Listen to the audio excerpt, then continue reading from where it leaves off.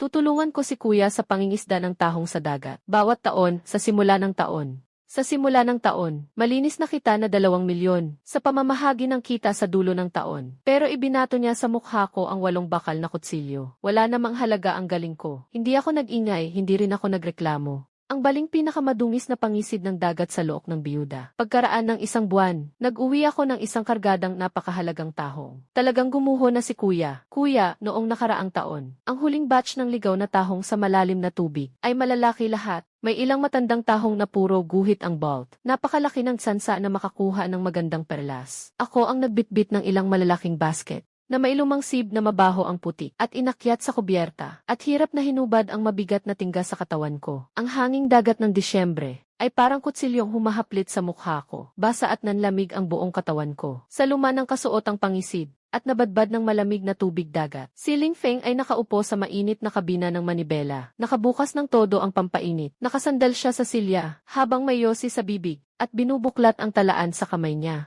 Ni hindi man lang nag-angat ng ulo. It said, okay na yan. Lumabas na ang taong kita. Matapos kaltasin ang kung ano-anong kalokohang gastos. Ito na ang parte mo. Lumusong ka. Ang perang nakabalot lang sa lumang dyaryo ay tinapon niya na parang basura at basta na lang ibinato sa mesa. Natigilan ako. Nakakapit ako ng mahigpit sa manipis na supot ng pera. Dahil sa presyo na dala ng malalim na pagsisid, ang airdrome ko ay kumikirot pa rin ng palihim. 365 araw sa isang taon. Mahigit 100 beses na akong sumisid ng walang sapat na kagamitan para mahanap ang mga kumpol ng ligaw na tahong na nakatago sa mga siwang ng batong bahura. Maraming beses na, halos matangay ako ng agos sa ilalim ng dagat. Malalim na pagsisid para manghuli ng tahong. Parang pagsusugal ng buhay. Mahigit 30 metro ang lalim. At konting hindi pag-iingat lang, magkaka-decompression sickness kaagad. Kapag umuulan ngayon, sumasakit ang mga kasukasuan ko na parang libo-libong karayom ang tumutusok. Ang purong ligaw na perlas sa merkado. Isang pirasong maganda ang kulay ay pwedeng umabot ng 10,000. Sa mga nakaraang taon, hindi ako nakauwi. At ni minsan, hindi ako nakatulog ng payapa. Sa gitna ng madilim na ilalim ng dagat, parang namumuhay ako sa pagitan ng buhay at kamatayan. Para kay kuya, kumita ako ng halos 2 milyon na netong kita. Pero 800,000 lang ang ibinigay niya sa akin. Ang netong kita ngayong taon ay 1,078,000. 1,078,000, pero ang pagpapagawa ng bangka ay walang bayad. Pati krudo, libre rin. Gasto sa lugar. Pakainin mo na lang ang boss. Walang bayad. 800,000, hindi na rin maliit. At saka, hindi ba't suot mo lang naman ang wetsuit mo? At lumulubog ka lang para mamulot ng tahong. Anong silbi ng galing mo? Kung susunod ka sa akin, sa itsura mong walang koneksyon, magtrabaho ka na lang bilang gwardiya sa syudad. Kahit sino man, husgahan ka rin. Makinig ka sa sinasabi ko, lalong lumamig ang loob ko. Walang kahit anong alon, mas nakakapanghinayang pa sa pagkamatay ng puso. Noong nakaraang taon, ibinenta ni na papa at mama ang bangkang panghuli ng isda. Napunta sa akin ang kabilin-bilinan sa ate ko. Ako ang walang pahinga, walang gabi at araw. Gawing bangka pang trabaho sa ilalim ng dagat. Ako na naman, umaasa ako sa matalas kong kutob sa ilalim ng malalim na tubig. Pauli-ulit sa ilalim ng maputik na buhangin. Tumpak na matukoy ang mga ligaw na tahong. Ako ang may galing at buhay na itinataya. Sabi mo, pag nakasampa na tayo sa barko, ayos na. Kapatid tayo, hati 4-6. Kapatid. Sa susunod na taon, mas dadami ang order ng mga dekalidad na perlas. Ikaw ang bumira at kumayod. Ako ang bahalang magbigay sa iyo ng mas malaking bahagi. Wala akong ipinaliwanag. Kunin mo ang pera sa mesa. Wala nang ang balak bumalik sa barko. Wala akong alam tungkol sa ilalim ng dagat. At sa kontrol ng agos sa dagat at pamamahagi ng mga bahura at bato. Yung kaluluwang barko niya, talagang hindi mahanap kahit anong tulad ng pulutong ng mga ligaw na tahong. Si Ling Feng sa likod, nakangiting malamig, pinapagalitan ako na wala akong alam sa buhay. Pero alam kong simula pa lang ito. Mahigpit kong hinigpitan ang 80,000 yuan sa kamay ko. Sa gitna ng hampas ng malamig na hangin, naglakad ako papunta sa dulo ng baryo ng mangingisda. Doon ang nag-iisang puhunan ko para makabawi. Hindi ako umuwi, baka tanungin ako ng mga kamag-anak. Kung magkano ang nahati sa akin ng kuya ko, mas lalo akong natatakot na pagalitan ako ng mga nagpalaki sa akin. Palagi silang kampi sa kuya ko. Akala nilang si Ling Feng ang yabang ng pamilyang si. Samantalang ako, ampon lang na itinakwil. Kayang makakuha ng 80,000. Malaki na ang awa nila sa kanya. Dumaan ako sa baybayin na amoy isda. Tuloy-tuloy lang ang lakad ko. Hanggang sa dulo ng baryo ng mangingisda, huminto ako sa bahay ni Ginoong Lin. Sa harap ng matagal nang inabandunang sirang bodega ng bangka. Sabi niya, Isa lang daw akong sumisid para pumulot ng tahong. Wala raw akong gaanong dating nagaling. Di ipapakita ko sa kanya. Kung sa paghahanap ng perlas sa malalim na dagat, kailangan ba talaga ng galing? Nandyan ba si Lolo Lin? Ay, si Azi pala. Ang lamig talaga ngayon. Bakit ka nandito? Lolo Lin, may itatanong ako. Yung maliit na bangkang salamin sa bodega mo, at yung lumang kagamitan sa pagsisid. Ibinebenta ba? Matagal nang nakatambak iyan. Pati ilalim ng bangka may bitak na. Kalawangin na rin ang makina ng hangin. Nakakamatay ang pagsisid dyan. Wala nang silbi. Wala namang problema kung hindi mo gagamitin. Ibenta mo na lang sa akin. Ikaw na ang magbanggit ng presyo. Napabuntong hininga si Old Lin. Paano ko ba sasabihin? May 80,000 ako rito. Pwede kitang bigyan ng 50,000. Itira mo ang 30,000 para ipaayos ang bangka at bumili ng hose ng hangin. Pag nakakuha na ako ng perlas at naibenta ang pera, dadagdagan ko pa ng 50,000 para sa iyo. Pwede ba sa iyo? Mabebenta ko rin naman sa iyo. Pero kung may mangyari sa barkong iyan, huwag mo sana akong isisi ha. Huwag kang mag-alala. Gagawa tayo ng sulat at pipirma sa kasulatan. Kung may mangyari, wala itong kinalaman sa iyo. Sa sandaling makuha ko ang susi, excited akong tumakbo papunta sa sirang barkong iyon. Hindi kalakihan ang barkong ito, pero sapat na para mag-isa akong pumalaot. Ang dating puting salamin na katawan, ngayon kalat-kalat na ang pagkalaglag. Punong-puno ng tuyong baging. Umakyat ako sa barko. Natuklasan kong sira na ang air compressor at tuluyan ng tumitigil. Marami ring butas ang wetsuit. Malalaman ng mga taga-baryo. Gumastos ako ng 50,000 para bilhin ang kalbaryong ito. Puro tawa ang idudulot nun sa kanila. Na-stress ba si Z? Ang lumang bangkang ito, pwede na lang gawing yumaong kalakal. Wala na itong silbi. Mabait talaga siya. Binigyan siya ng 80,000 bonus. Hindi siya nagpapakita. Asawa. Sira na talaga ang lumang kalakal na ito. Asawa. Yung pares na kumikislap na berdeng mga mata sa kailaliman ng dagat. Sa gabi, parang mabangis na pusa ang dating. Sinong disenteng babae ang magugustuhan siya? Sa tingin ko pati ang biyudang si Wan King sa kabila lang ang naaawa sa kanya. Kawawa naman siya. Haharap sa pangutya ng lahat. Wala akong sinasabi. Tahimik lang akong kumukuha ng liha. At sinimulang kiskisin ang katawan ng bangka. Wala silang ideya. Akala nila basurang pampalabas lang ito. Sa mga kamay ko, malapit nang maging panghuli ng buong yamang dagat. Ultimate na kagamitan. Kapag gabi na at umalis na ang mga usisero, kukunin ko ang mga gamit ko at ang dagta ng puno na binili ko sa araw. Magsisimula akong ayusin ang bangka. Kasama ang mga lumang basket na nasa ilalim ng bangka. Kailangan munang linisin. Mas matigas pa sa putik ang mga ito. Hindi matanggal ng malinis. Ang mga kahoy na pamalit ay hindi talaga kumakapit. Halos kalahating buwan, gabi akong nagtatrabaho at araw akong natutulog. Simula umaga, pumupunta ako sa bayan para bumili ng mga piyesa. Sa gabi, inaayos ko ang bangka. Muli kong kiniskis ang salamin at bakal, at pinalitan ang strap ng air compressor. Gumamit ako ng pinatibay na goma para ayusin ang wetsuit. Walang naniniwala sa akin. Pero may matibay akong paninindigan, dahil may hawak akong isang lihim, na kahit si Ling Feng ay hindi alam, ang matagal at paulit-ulit kong pagsisid. Ang nagbago sa mga mata ko. Sa ilalim ng tubig na lampas 30 metro, sa madilim na paligid na di makita ang sariling kamay. Lumalawak ang mga mata ko, hindi ako nahahadlangan. Nakapagpupulot pa ako ng maliliit na liwanag na napakahina. At ang mga iyon, mga piling tahong na may palaking perlas na pambihira. At ang kalakip nitong kakaibang siwid. Sa agos sa kailaliman, naglalabas, nang bahagyang sinag na hirap mapansin ng mata. Tinatawag ko iyong liwanag sa paningin sa dilim. Inakala ni Ling Feng na iyon ay mahal niyang lamping panlaman dagat at nakakita pa siya ng kumpol ng tahong. Sa totoo lang, ang mga kumikislap na iyon ay nakakaalarma lang sa mga isda. Kanin sa putik, ang tunay na kayamanang may halaga. Lahat ng iyon ako ang nakakita sa dilim. 16 na araw ng pagkukumpuni ng bangka, maagang umaga. 6:00 may nangyaring himala. Ang lumang air compressor ay umugong ng pantay at malakas. Ang salaming maliit na bangka ay pinahiran ko ng bagong matingkad na asul na pinturang panlaban sa tubig. Habang inihahanda ko ang telang panakip sa araw, nang ilalagay ko na ang takip sa bangka, tumunog ang lumang cellphone sa bulsa ko. Ako si Ling Feng na kuya mo. Nakakalkal pa ba niya ang tambak ng basag-basag na tanso at bakal? Ha! Baka naman sira na ang utak mo.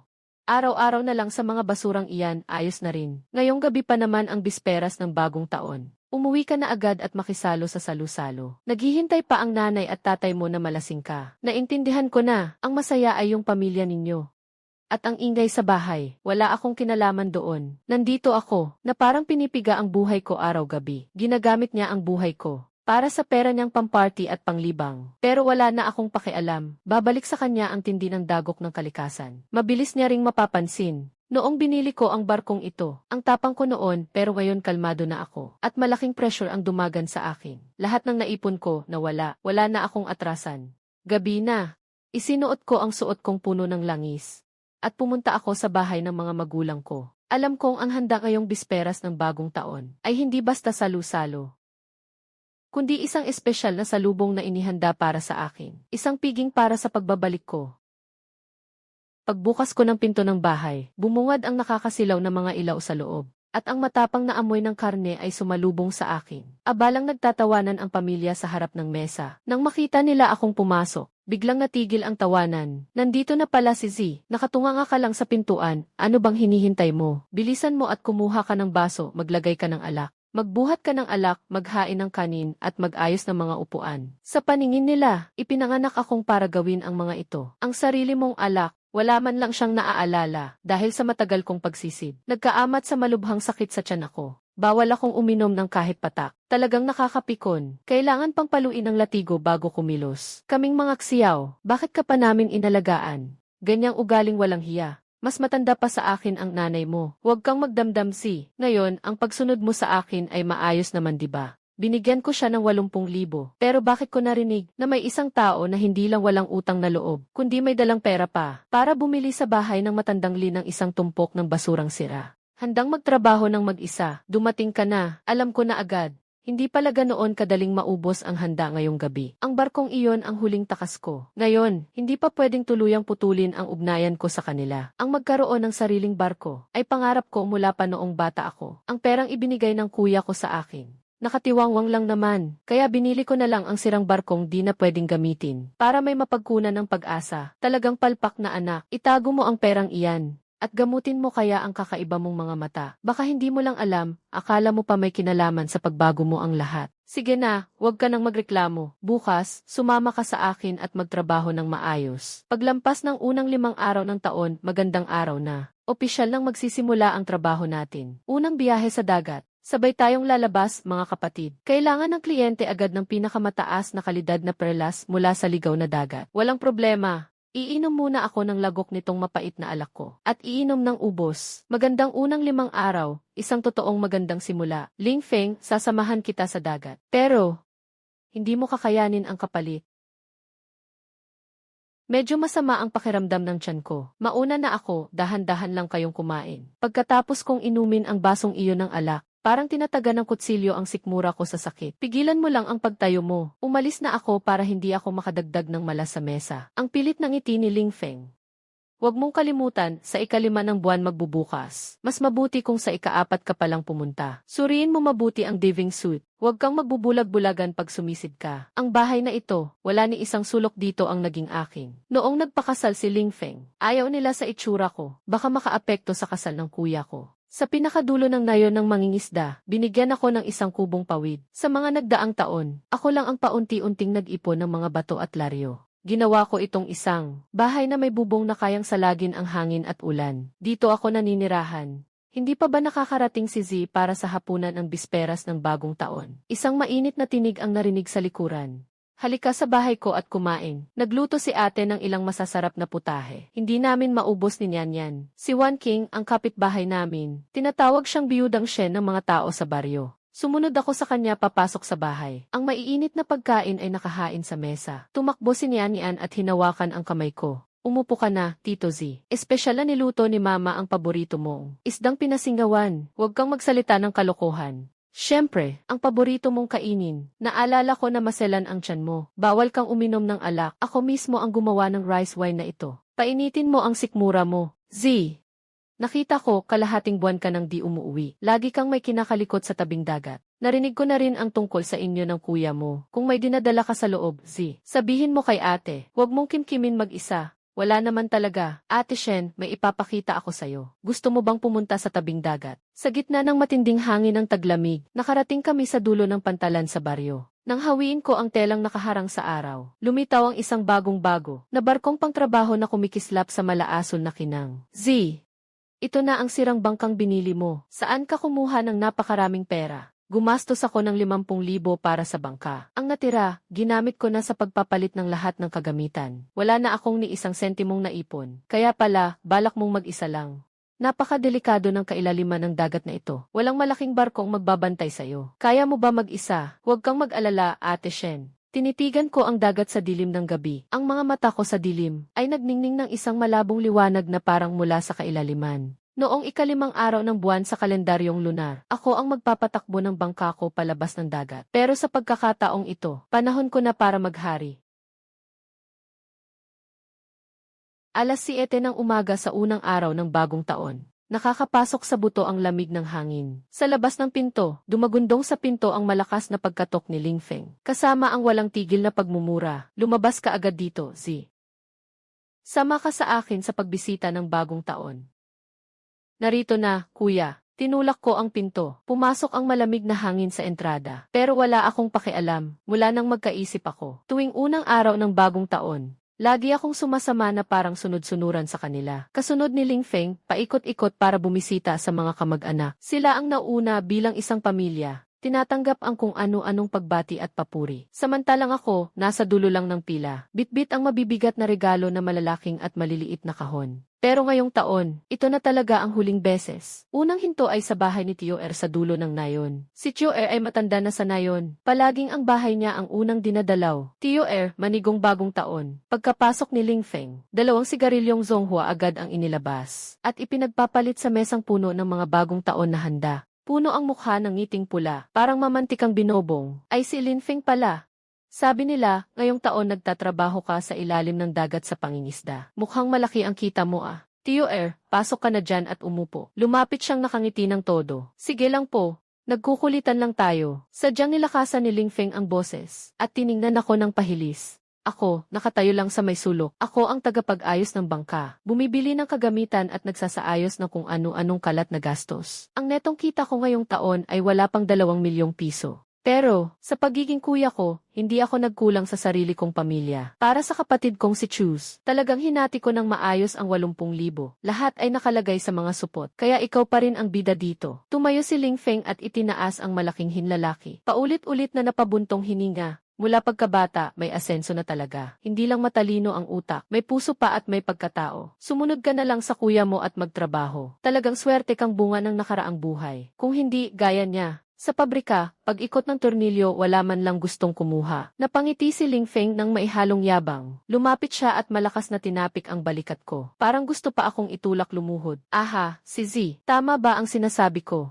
Sa susunod na taon, sumama ka na lang sa kuya mo at magpatuloy. Ang kailangan lang ni kuya ay may makain na karne. Siguradong hindi ka magkukulang sa kahit isang sabaw. Kumagat ako ng mariin sa ngipin, at pilit nang umiti na parang kahoy ang mukha. Nakayuko pero sumusunod pa rin. Sabi ko, salamat kuya. Ikaw ang pinakamabait sa akin. Sisiguraduhin kong gagawin ko ng maayos. Sa buong maghapon na sumunod, nilibot namin ang higit sa 10 bahay ng kamag-anak. Bawat bahay na puntahan, lagi nang ipinagmamalaki ni Ling Feng. Nakumita raw siya ng 2 milyong piso sa rutang ito, at maluwag na ipinagkaloob daw niya ito sa kapatid niya. Na parang napakabait na paalala. Inuulit niya nang walang ni isang salitang nalalaktawan. Pagdating ng gabi, hindi lang mga kamag-anak, pati buong nayon ay nakaalam na. Sa pag-uwi namin, halos lasing na lasing si Ling Feng, at gamit ang lakas ng alak, paulit-ulit na tinutuktok ang ulo ko. Maganda ang naging ipinakita mo ngayon. Mabait kang bata, manatili ka lang na ganitong tahimik at masunurin. Pagpasok ng unang buwan na mailimang araw, samahan mo akong sumisid pa sa mas malalim na bahagi ng dagat ng ilang ulit. Masaya na si kuya sa pagtatapos ng taon. Baka dagdag pa kita sa pulang sobre mo. Ha ha ha.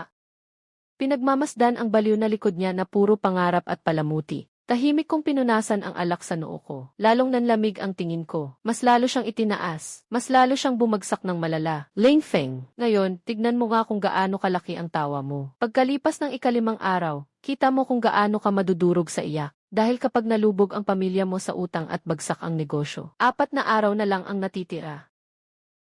Sa 3 araw na kasunod, sa araw, parang wala lang akong ginagawa. Nakaupo lang ako sa sirang bahay na tinatangay ng hangin. Natutulog lang ako hanggat gusto ko sa bakuran, basta may hangin sa labas. Kapag tinawag ako ng malakas, dumarating ako agad kapag tinawag. Nagpapanggap na wasak ang loob ko. Handang sumama sa kanya sa pangingisda sa dagat na parang kawawang tuta. Pati na rin, tinutulungan ko siyang kuskusin ang tabla ng bangkang panghuli ng isda, hanggang kumintab sa linis. Pero pagdating ng gabing tahimik na ang lahat, naiiwas ako sa paningin ng lahat. Palihim akong pumupunta sa bahay ng mga laolin. Sa lumang talyer na abandonado, gamit ang itim na kumot na pansapin sa araw. Binabalot ko ang buong salaming bangka, nang mahigpit na walang kahit anong sinag na makakapasok. Siguradong walang makakadiskubre. Natuluyan nang napalitan ng bagong ayos ang bangkang ito. Ang hand lamp na ginagamit ko, nasa ilalim ng bangka. Sinusuri ko ang bawat siwang ng air pump. Sinusubukan ang selyo ng goma, at ang pagkakapatong ng inayos na diving suit. Minsan ako na mismo ang gumagawa. Gamit ang lumang martilyong bakal, binabasag ko, at binabago ang isang diving suit. Mga tingga,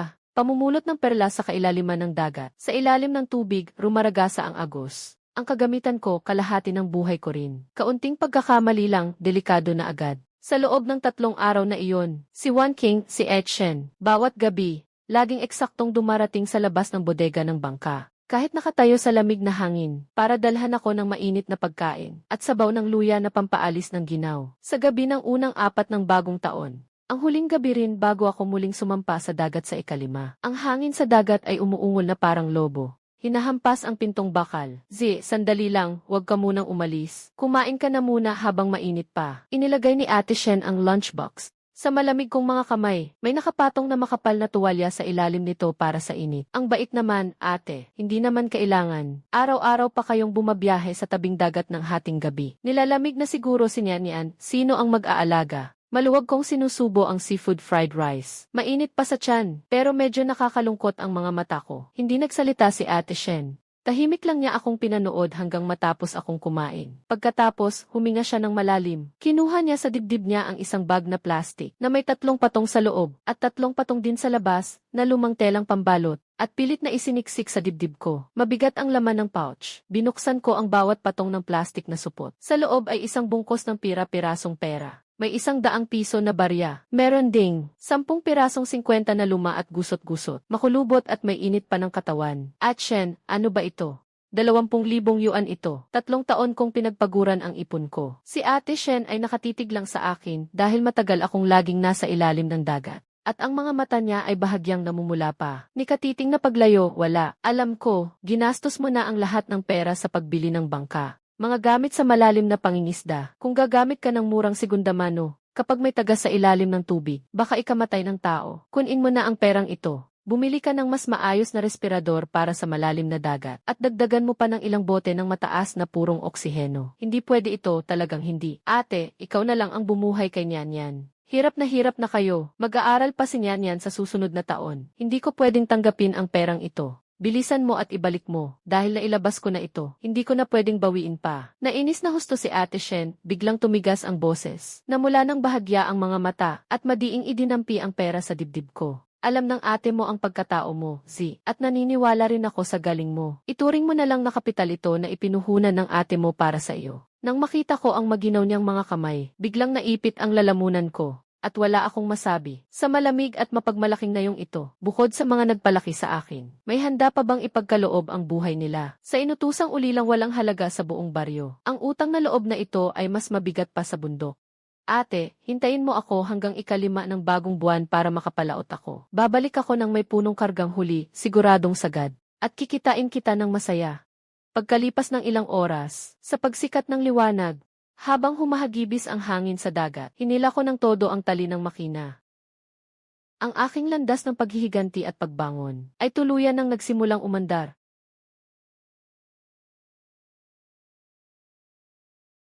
Alas 6 ng umaga noong ika-5 ng bagong taon, may sumabog na palayok sa bakuran ng pamilyang Xiao. Sino ba itong maagang maaga na nagbobomba ng pinto? Pinapapunta na sa pangingisda eh. Matulog ka na, Lingfeng. Malaking problema na ito. Hingal na hingal si amang si Xiao Zhenhai, na maputlang-maputla ang mukhang bumangon sa pintuan ng silid. Pa, bakit naman? Hindi pa naman maliwanag ang langit. Nagkasundo na ako sa kliyente. Ngayong tanghali na tayo lalabas ng dagat. Nakuha ko na ang deposit. Napalingon si Xiao Lingfeng, at iritadong kinusot ang mga mata. Natutulog ka pa ba? Bilisan mo at tingnan mo ang kapatid mo sa pantalan. Lumalaot na siya gamit ang bangka. Nanginginig ang boses ni Xiao Zhenhai. Biglang napabalikwa si Xiao Lingfeng sa upo, at agad na napakalma ang sarili. Ngayon ay ika-5 ng bagong taon. Dapat ako sana ang magsasama sa kanya sa paglaot para manghuli ng tahong. Pero maaga siyang lumusong sa tubig, kaya ako na lang ang mauuna sa bangka para maghanda. Ang taong gahol sa pera, mainitin talaga ang ulo. Gusto ko lang matulog ng mas matagal. Hindi ba sa sasakyang panghuli ng buhangin mo? Nagmamadaling napapadyak si Amang Siksiao at nagsabog ng laway sa sobrang taranta. Bangka niya iyon. Ng pamilyang Lin, iyong lumang bangkang salamin na halos sirang pira-piraso na siya mismo ang palihim na nagpaayos, pati ang pintura, bago na ang ipinatong. At kanina lang ay tuluyan ng pinaandar palabas ng daungan. Paanong mangyayari iyon? Hindi pa maayos ang suot na sapatos ni Xiao Lingfeng. Kunin ang pang-ibabaw na damit, tinutapakan ang bota at takbo ng todo papuntang pantalan. Nakasunod si Lingfeng sa likod, nang sabay-sabay na tumakbo at gumapang sila papunta sa pantalan. Nakita ko lang na nakatayo ako sa kubyerta ng maliit na bangka. Binubuksan na ang huling isa, ang lubid na nakatali sa poste ng semento sa tubig. Ang unang 5 araw ng pangingisda sa dagat. Sa pantalan, marami nang nagtipon para magdasal ng maaga pa lang. Tingnan mo ang mga mangingisdang nagkakagulo. Ay, Z, hindi ba lagi kang nasa ilalim ng kamay ng kuya niya? Bilang tagalubog ba? Bakit siya pa ang nag-asikaso ng sirang bangka? Hindi pa ba malinaw sa kanila? Maliit na nga ang hatchian. Naipitin na ba siya? Pero itong sirang bangka, may kasama pang second-hand na oil pump. Pumunta sa malalim na dagat para manghuli ng tahong. Hindi ba parang hinahamon mo lang ang kamatayan? Narinig ang usapan ng mga kapitbahay na mangingisda. Namumula na sa galit ang mukha ni Xiao Lingfeng. Z, ikaw na walang alam at parang lobo. Ano bang nangyayari dito? Magmadali kang bumaba at ipaliwanag mo ng malinaw. Nakatayo ako sa isang umuuga na kubyerta. Mula sa mataas, pinagmamasdan ko siya. At ang mukha niyang galit at bagsak na bagsak. Pero kalmado ang boses ko, walang kahit kaunting alon. Kuya, hindi mo pa ba nakikita ng malinaw? Ito ang workboat ko. Mula ngayon, ako na mismo ang lalangway sa dagat para mangalap ng perlas. Ikaw na mismo ang lumusong sa dagat. Ang malaking bangka ko, paano na? 50 ligaw na perlas ang in-order ng kliyente. Sino ang kukuha? Bangka mo nga iyon. At kliyente mo pa. Napangisi ako ng malamig at isang sipa, natumba ang tulay na bakal na nakakabit sa pantalan. Nahulog sa tubig. Mula ngayon, mali. Magkanya-kanya na tayo sa bangka, at kanya-kanya na rin sa lakad. Wala na akong pakialam sa buhay o kamatayan mo. Naghahanap ka ba talaga ng kamatayan? Ang basag mong salamin na ilalim. Kapag may nakasalubong na sirang bato sa ilalim ng tubig, mababasag lang iyan at magiging durog. Wala ka man lang kahit isang mabigat na ilaw sa pagsisid. Mamamatay ka sa ilalim ng dagat. Ano, edi maghintayan tayo. Tingnan natin kung sino ang mamamatay sa dagat. Mariin kong inapak ang gasolina ng makina at sumabog ang malakas na ugong. Hati ng bangka ang puting alon. Ang mga mura ni Xiao Lingfeng na puno ng galit ay napadpad sa likuran. Ang buong madilim na kahon ng dagat ay naghihintay lang na buksan ko. Sa mabigat na salvage boat ni Xiao Lingfeng, umabot sa sukdulan ang bigat ng pakiramdam. Ang batang ito na si Z, talagang naglakas loob pang tumalon mag-isa, at itinuring akong stepping stone lang. Maghanda na ng bangka, sabay tayong lalabas sa dagat ngayon din. Nagulat si Mang Sun. Kumamot siya sa ulo at medyo nahirapan. Walang nakitang sinyales si boss na lumusong si Z para manghuli ng tahong. Sa ilang bakal na lambat lang tayo aasa. Saan pa tayo kukuha ng ligaw na perlas? Nasa mga bitak ng bato lang naman ang mga tahong. Ang lambat, imposibleng mahugot iyan. Kalokohan. Anong saysay ng skill sa paghahanap ng sirang tahong? Ang alam lang ni Z ay pigilan ang ilang hininga. At sumisid ba? Akala mo ba talaga ikaw ang diyosa ng dagat? Wala na siya. Bakit? Sapat na sa akin na maibalik kita ng punong-puno. Kahit si Lingfeng, itong dating mangingisdang 7 o 8 taon ng retirado. Personal pa siyang sumalang. All in ito, buhay ang taya. Kailangang tulungan ang sariling anak na maibalik ang dangal. Ilang oras ang lumipas. Mabigat na salvage boat. Umabot na ito sa dulo ng open sea. 4 na oras nang umaandar ang bangka ni Papa. Nakarating na ba talaga o hindi pa? Naiinip na si Lingfeng. Pero si Zenhai, kalmado lang na parang walang problema. Huwag mag-alala, malapit na tayo. Tingnan mo yung kulay ng tubig sa harap. Malalim na asul, may halong malabong putik. Sa ilalim ng tubig, puro halo ng mga bahura at maputik na ilalim. Ligaw na dambuhalang kabibe. 073, 0 ligaw na dambuhalang kabibe. Pinakagusto nilang magtago sa ganitong klase ng lugar. Pinakagusto nilang magtago sa ganitong klase ng lugar. Noon, sa bahaging ito ng dagat ako nagtrabaho. Isang hagis lang noon, nakahuli na ako ng mga perlas na kumikislap sa buong paligid. Ayos, matapos lang natin ito ngayon. Tingnan natin kung mayabang pa yang sisi. Dahan-dahang umabante. Itaas ang lakas ng sonar sa pinakamataas. Si Zenhai, parang alam na niya ang galaw at inuutusan si Lawson. Tinuturuan si Lawson, ihanda ang mabigat na pang-ilalim na lambat. Linisin muna natin ang bahaging ito ng seed. Yung mga kabibeng nakatago sa putik, ilabas ninyong lahat sa akin. Sa isang utos ni Zenhai, kumilos agad sila uson. Ang gulong ay naglikha ng matinis na kalansing ng metal. Ang dambuhalang bakal na lambat ay mabagsik na bumagsak sa dagat. Nagtaas ito ng matayog na bugso ng tubig. Nararamdaman ko na. Malakas ang hadlang sa ilalim. Siguradong may malaking huli. Huwag na, mabilis, isampa na ang lambat. Matuling lumapit si Ling Feng, puno ng pag-asa. Ang ngiti sa mukha niya, biglang nanigas. Lumaki ng husto ang mga mata niya. Ano ba itong mga kalokohan na ito?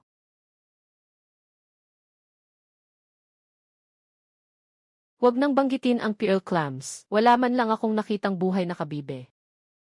Hindi pwede. Tandang-tanda ko, ang bahura na ito ay siguradong pugad ng mga inahing kabibe. Nag-itim sa galit ang mukha ni Zenhai. Pilit niyang binuhat ang pride niya at umungal sa galit. Siguradong mali ang bagsak ng lambat. Palit tayo ng lugar, tapos subok ulit sa mas malalim na bahagi. Pagkalipas ng 3 oras, sunod-sunod na mahigit 10 lambat. Puro basura at bato ang laman. Nakahandusay si Zenhai sa gilid ng bangka. Nagsusuka siya hanggang apdo na lang ang lumalabas. Ling Feng. Sa wakas ay naunawaan niya ang isang desperadong katotohanan. Kung wala si Z, sa malalim na dagat na ito, ni isang huli, wala silang makapa.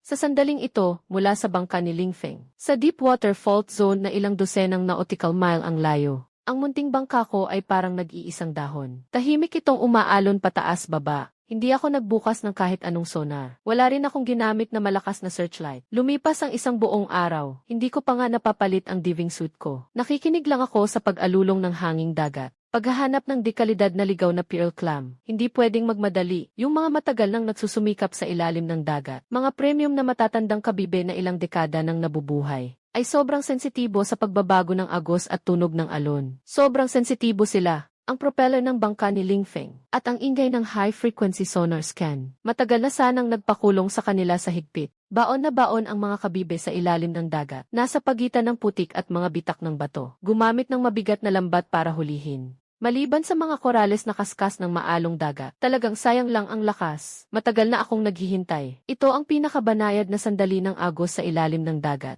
1:00 ng hapon, humiwalay na ang agos ng 2 minuto. Nagsisimula ng humina ang malakas na agos sa malalim na bahagi. Mas luminaw ang tubig. 0. Ngayon na mismo, huminga ako ng malalim ng malamig na hangin. Kagatin mo ang perang binili ni Ate Shen. At ang bagong pressure breathing device na binili ko. At ang mabigat na tangke ng oksiheno sa likod. Isang bigla ang pagtalon at pagliko. At tuluyan akong sumubsob sa dagat. Sa malamig at nanunuot na tubig ng dagat. Nilamon ako nito sa isang iglap. Habang lumalalim, lalong tumitindi ang presyon ng tubig. At marahas na dumidiin sa dibdib ko. At sa eardrums ko. 15 metro, 20 metro, 30 metro. Habang lalong lumalalim ang pagsisid, lubusang nilamon ng dilim ang liwanag sa ibabaw ng dagat. Sa paligid, ay naging isang malalim na asul na katahimikang nakakasakal. Parang pumasok ako sa ibang planeta. Hindi ko pa rin binubuksan ang headlamp ko. Sa napakadilim na ilalim ng dagat na kahit kamay mo ay di mo makita. Biglang lumaki ang aking mga mata, at umapaw sa paningin ko ang isang bahid ng berdeng liwanag. Ganap na bumukas ang night vision ko. Ito ang kakayahang hinasa ko sa higit 10 taon ng pagsisid. Parang ang isang mangingisda na nakakaunawa sa agos ng dagat. Ang bahaging ito ng basag na sib, sa tingin sa ibabaw, ay puro may itim at nanlalatang mga batong reef. Pero sa paningin kong iba, ganap na iba ang sitwasyon. Sa pinakamalalim na siwang ng reef, may mga mumunting, lumulutang na mahinang, parang mga ilaw ng kaluluwang ligaw sa dilim. Berde-asul na kislap, iyon ay sa kabibe lamang ng 100 taong gulang na tahong. May nakakapit na espesyal na makinang naubod sa loob nito. Idinikit ko ang sarili ko sa malamig na sib. Parang isang tahimik na multo. Dahan-dahang dumulas. Iniabot ang kamay at hinanap ang pinakatagong siwang ng reef. Sumayad ang daliri ko sa isang pirasong magaspang. Mabigat na bagay na may mga guhit na parang kabibe. May nahawakan akong isang ligaw na tahong kasing laki ng palanggana. Ang ganitong klase ng tahong, sa ilalim man lang ng dagat, ay mahigit 50 taon ang mahimbing na natutulog sa dilim. At sa loob nito, may perlas na nabubuo. Siguradong dekalidad na dekalidad. Agad kong hinugot ang matalim na pangsibat sa bewang ko. Sa sobrang dalubhasa kong paraan, pinutol ko ito. Para maikabit ang paa sa bato. At maipasok ng maayos ang lambat sa bewang. 1, 2, 10, 30 na ang lambat ko, lalo itong bumibigat. Halos di nakayanin ng malalaking buoy ang bigat. Nagsimula na ring bumilis ang paghinga ko. Ang oras ng pagsisid, halos abot na sa limit ng decompression. Halos lampas na sa limit ng decompression. Kailangang agad umangat. Pagkalipas ng higit 2 oras, hila ko ang 2 basang-basa at mabigat na lambat. Buong lakas akong umahon sa plataporma. Hingal na hingal akong humihingal. Sinisip-sip ang sariwang hangin na parang gutom na gutom. Binuksan ang lambat. Ilang dosenang malalaking ligaw na tahong sa malalim na dagat ang kumalat sa plataporma. Bawat isa ay nagbibigay ng luma at misteryosong amoy ng dagat. Dumating na ang oras para buksan ang isa-isa. Mahigpit kong hinawakan ang pangsibat gamit ang 2 kamay. Itinapat ko sa pinakamalaking ligaw na tahong. Isinaksak ko ito, malakas kong pinuwersa ang pulso ko. Kasabay ng isang malutong na crack, bumuka ang kabibe. Ang makinang na perlas na hawak ko, dumulas at gumulong sa kubyerta dahil sa malagkit na likido. Naku, puro bituin. Kinuha ko ang nasa pinakagitna, ang perlas na kasing laki ng itlog ng kalapati. Perpektong wala ni isang kapintasan. Nakakahalina ang kinang. Ang isang ito, nakakuha pa ako ng 12 dekalidad na perlas dagat. Mabilis ang kilos ko, binuksan ko ang lahat ng natitirang lumang tahong. Natural na perlas at gintong perlas. Bihirang berdeng itim na perlas na parang paboreal. Napuno nito ang isang maliit na balde. Kung ikukumpara dito, kahiyahiyang tingnan si Ling Feng sa kabila. Tay, kaya mo ba o hindi? 3 araw na kaming namimingwit, puro basurang sira. Sumigaw sa galit si Ling Feng sa kubyerta. Sinipa niya at lumipad ang sirang lambat. Nanlumo ang mukha ni Zenhai. Sinasapo ang dibdib at hingal na hingal. May mali na talaga. Malinaw na may malaking huli ang high-tech sonar. Bakit naging bato at troso na lang lahat? Boss, paubos na ang gasolina ng bangka. Kung hindi tayo babalik agad, lulutang lang tayo sa gitna ng laot. Bumalik sa daungan. Masyadong minadali ang biyahe na ito. Wala tayong dalang mabigat na searchlight. Bumalik tayo para palitan ang kagamitan sa kaulit. Hindi ako naniniwala sa malas na iyan. Akala ni Ling Feng palit kagamitan lang, ayos na. Pero hindi niya alam. Ang tunay na galing sa paghahanap ng perlas. Hindi kailanman nakasalalay sa mga malamig na makinang iyan. Ang haharapin niya ay isang lantad na pagpahiya sa pantalan. Ika-4 na araw, dapit hapon. Lumulubog ang araw. Punong-puno ang pantalan ng mga usisero. Tingnan ninyong lahat, bumalik na ang malaking barko ni Ling Feng. Pero bakit parang ang baba ng lubog nito sa tubig? Parang walang laman ang barko. Hindi nga. Veterano na si Zenhai. May dala pa silang high-end sonar gear. Paano sila uwi nang walang dala? Paglapit ng mabigat na salvage ship sa pampang, bumaba si Ling Feng sa gangplank na mukhang talunang talo. Kasunod si Zenhai na sunod-sunod ang buntong hininga. Walang hiyawan, walang mga basket na puno ng perlas. Puro mabahong kalat lang sa kubyerta. Sumingit ang inay-inahan sa gitna ng mga tao, na nag-aalalang nagtanong. Nasaan ang mga ligaw na perlas mo, Ling Feng? Ang tindi na ng singil ng mga customer. Nay, wag mo nang itanong. Hindi lang talaga maganda ang swerte ko ngayon. Nagbago ang agos sa ilalim ng dagat. Anong malas?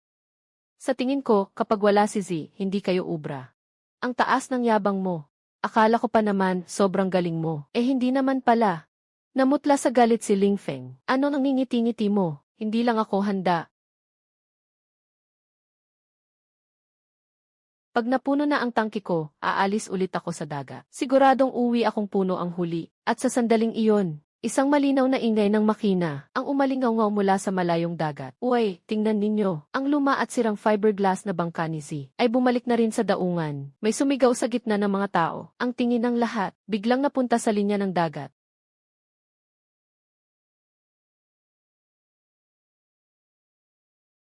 Leon 06, dumampi ng maayos sa pampang ang maliit na bangka. Iugnay ko ang lubid sa poste ng semento. Agad na lumapit si Ling Feng. May halong panlilibak ang mukha niya. Hoy!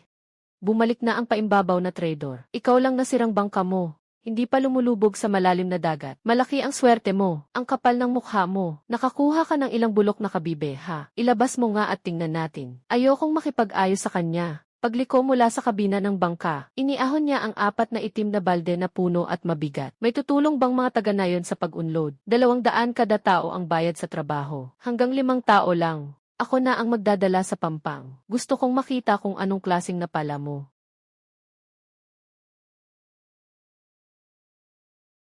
Nang iangat ang takip ng unang itim na balde, nang alisin ito, biglang nabalot ng katahimikan ang paligid. Sa ilalim ng dapit-hapon, siksik na siksik ang laman ng balde. Puro bagong bukas na dekalidad na huli. Mga ligaw na perlas sa dagat, bilog at kasing kinis. Kumikinang na parang mamahaling alahas. Kulay peacock green, champagne gold, na may purong malamig na kinang. At isang ningning na makulay na parang 7 kulay. Halos masilaw ang mga mata ng lahat. Diyos ko! Napakaraming purong likas na ligaw na perlas. Napakaraming purong likas na ligaw na perlas. Magkano kaya ang mga ito? Puro walang kapintasan at dekalidad. Maging ang pinakamaliit na isa. Sa tindahan ng alahas sa syudad, aabot pa rin siguro sa ilang libo. Halos lumabas ang mga mata ni Ling Feng sa gulat. Nanghina ang mga binti ni Zenhai. Halos mapasubsob siya sa sahig. Sa mismong sandali ng pagkabigla ng lahat, isang itim na kotse ang dumating ng mabilis. Biglang preno sa gilid ng pantalan.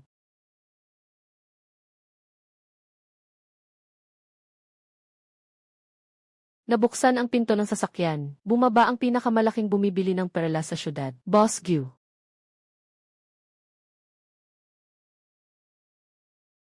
Boss Gu, bakit kayo naparito? Hindi man lang nilingon ni Boss Gu si Ling Feng. Diretsyong binagtas ang mga tao. At tumigil sa harap ng aking itim na balde. Nagsuot siya ng propesyonal na guwantes. Kinuha ang isang perlas na kulay ginto. Kinuha ang malakas na salamin. Sa sobrang saya, nanginginig ang kamay niya. Natural na guhit ng paglaki. Perpektong kinang ng balat. Ang kinang at bilog nito.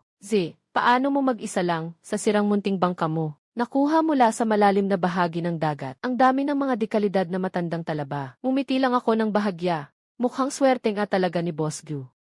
Tingnan mo ang batch na ito, kaya mo bang kunin lahat? Kukunin ko lahat. Sa ngayon sa merkado, ang mga nahuling ligaw na perlas sa dagat, napakahirap matagpuan. Sobrang ganda ng kalidad nito. Ibibigay ko sa iyo sa presyo ng maramihan na pangdekalidad na paninda. 1,500 ang bawat isa. Itong 4 na balde, siguradong higit sa 500 piraso. Magbibigay muna ako ng 800,000 deposito ngayon. Ang matitira, bibilangin pa natin ng maayos at babayaran ko ang kulang. Sa isang iglap, sumabog ang tunog ng sabay-sabay na singhap na parang kulog. Depositong 800,000. Isang punta lang ni Z, yaman na agad. Mag-isa niyang ginawa ito minsan. Mas malaki pa ang kinita kaysa sa ilang taon nilang pagsunod sa kuya niya. Sino bang nagsabing walang talento si Z? Habang naririnig ang usapan ng mga taga na yon, mukha ni Ling Feng, mas pangit pa kaysa kumain ng patay na daga. Biglang sumugod siya palapit, hinawakan ang boss sa balikat, kahon ng mga perlas na pang-display. Sandali lang, Boss Gu. Hindi mo pwedeng dalhin lahat ng batch na ito. Napakunot ang noo ni Boss Gu. Ling Feng, ano ba ang ibig mong sabihin? May patakaran ang negosyo, bawal ang bentahan sa bulong-bulungan. Ace, pinipilit na ng mga kliyente ng kuya mo doon. Hindi na maipapasa ang mga paninda sa susunod na linggo. Hindi kayang tumbasan ng multa ang pinsala. Ang dami ng dekalidad na perlas na batch mo na ito. Pwede bang mag-iwan ka man lang ng 200? Parang awa mo na sa kuya mo. Malamig kong tinitigan ang mag-ama, na parang nakakatawa talaga. May tumawa sa gitna ng mga tao. Kasama mo si Ling Feng nang pumalaot ka. Ilang araw na kayong nanghuli. Hindi naman siguro kahit 200 ay wala kang nahuli. Kakakita ko lang kanina. Sa bangka ninyo puro sirang kalat. Walang-wala. Huwag kang magkalat ng chismis. Baka malas lang ako at walang swerte. Nagmadaling sumagot si Ling Feng. Paglingon niya, tumingin ulit siya sa akin. Aze, ikaw na ang magpresyo. Hindi ba pwedeng bilhin ko na lang ang 200 perlas na iyan? Tinabig ko ang kamay ni Ling Feng. Itinaas ko sa likod ko ang lalagyan ng itim na gel. Hindi sa ayaw kong magbigay. Noong isang taon, kumita si Ling Feng ng mahigit 1,980,000. Sa dulo ng taon, 8,000 lang ang napunta sa akin bilang hati. Bakit mo na naman binabanggit ang lumang isyong iyan? May punto ba iyan? Namula sa hiya at galit si Ling Feng. Noong isang taon, daan-daang beses akong nalubog sa tubig. Halos buhay ko na ang ipinusta para kitain ang 1,980,000. Sinasabi mo pang sumisid lang ako para manghuli ng tahong. Walang kaalam-alam. Ngayon, gusto ko lang itanong. Sa malalim na dagat, kailangan ba talaga ng kakayahan para makahanap ng perlas? Siyempre, kailangan. Wala naman, Aze. Kahit isang kabibe, hindi mo nga mahuli. Hindi na makatiis ang mga kapitbahay na nanonood. Nagkakagulo sa puna. Ituring mo na lang na pabor na rin sa iyo ang pagbibigay ko. Iwan mo na lang ang 200 sa kuya mo. Wala ka namang magiging lugi. Gaano man iyan, ibibigay na lang namin ang dapat ibigay. Ang batch na ito ng mga perlas. Naibenta ko na kay Boss Gu. Nakuha na rin ang down payment. Hindi ako pwedeng lumabag sa usapan. Hindi naman maabala ang down payment. Ikaw na lang ang maglabas kahit kaunti. Hindi naman malaking bagay iyan. At saka, pamilya naman tayo. Magpakatulong ka na lang. Pamilya raw, ha? Ngumiti ako ng malamig. Kinuha ko mula sa bag ko ang lumang teleponong sira ang screen. Binuksan ang isang voice file at nilakasan ang volume hanggang sa pinakamatindi. Kapatid, ang netong kita ngayong taon ay 1,980,000. Ang bangka ay akin. Ikaw na lang ang lumusong at manghuli ng tahong. Walang masyadong kaalam-alam. 8,000 na iyan, hindi na kulang. Panahon na ng bagong taon. Bilisan mong isuot ang itim na salamin. Huwag mong takutin ang bata. Bigyan mo lang ako ng makakain, sapat na iyon. Huwag kang magmukhang walang hiya dito. Noong gabing bisperas ng bagong taon, ang buong pamilya nila, masakit at matalas na pagmumura. Sa gitna ng tahimik na pantalan, maliwanag na umaalingaw-ngaw. Z.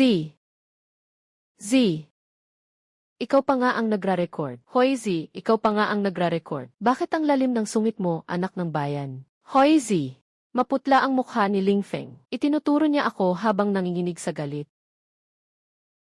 Itinatago ko ang cellphone ko. Parang tumitingin siya sa isang estranghero. Habang tinitingnan sila, nagra-record ako para lang may paalala ako sa sarili ko sa tamang oras. Sa pamilyang ito, kailanman hindi nila ako itinuring na tao. Kayo rin naman, kailanman hindi ninyo ako itinuring na tao. Z, huli na itong tanong ko sa iyo. Ibibigay mo ba sa akin ang perlas na ito o hindi? Hindi umubra kay Ling Feng ang pagpapanggap na mahina. Ginamit na naman niya ang dating otoridad. Ang perlas na ito, ako ang sariling nagsikap at sumisid ng 30 metro sa dagat. Ako mismo ang nakakuha nito. Ako ang bumili ng bangka ko. Ako rin ang nagpagas ng tangke ng hangin ko. Ang gusto ko lang itanong, anong karapatan kong itago ang 200 butil at tapos pipigain mo ako para pagtawanan ang boss ko? Ayos ang tapang mo. Akala mo ba, si Xiao Zhenhai ay lumaki lang na walang puknat sa buong buhay niya? Hindi ko inakalang mapapalaki ko ang isang ganyang klase ng tao. Isang walang utang na loob at walang puso na lobo. Tiethe, 000. Hindi pa rin natin alam kung sino ang talagang walang puso at walang kaluluwa. Malinis na kumita ng halos 2 milyon. Tapos hahatiin lang sa mga taong sumisid at nagbubuwis ng buhay ang 800,000. Hindi ba't parang pagnanakaw na lang yan? Matanda ka na, pero pinalayas mo pa ang tao sa bahay. Ngayong yumaman sila, ang kapal ng mukha mong manghingi ng parte. Tapos pati dugo at laman gagamitin mo pa. Talagang wala kang hiya. Pinatulan si Xiao Zhenhai. Ni isang salita, hindi siya makapagsalita. Nang makita ni Xiao Ling Feng na hindi ako umaatras, mabilis niyang hinawakan ang braso ng Boss Gu. Si Boss Gu lang ang nakasingit ng salita. Masisiguro kung bibilhin ko sa iyo ang mga perlas, may dagdag pa. Sige ba o hindi?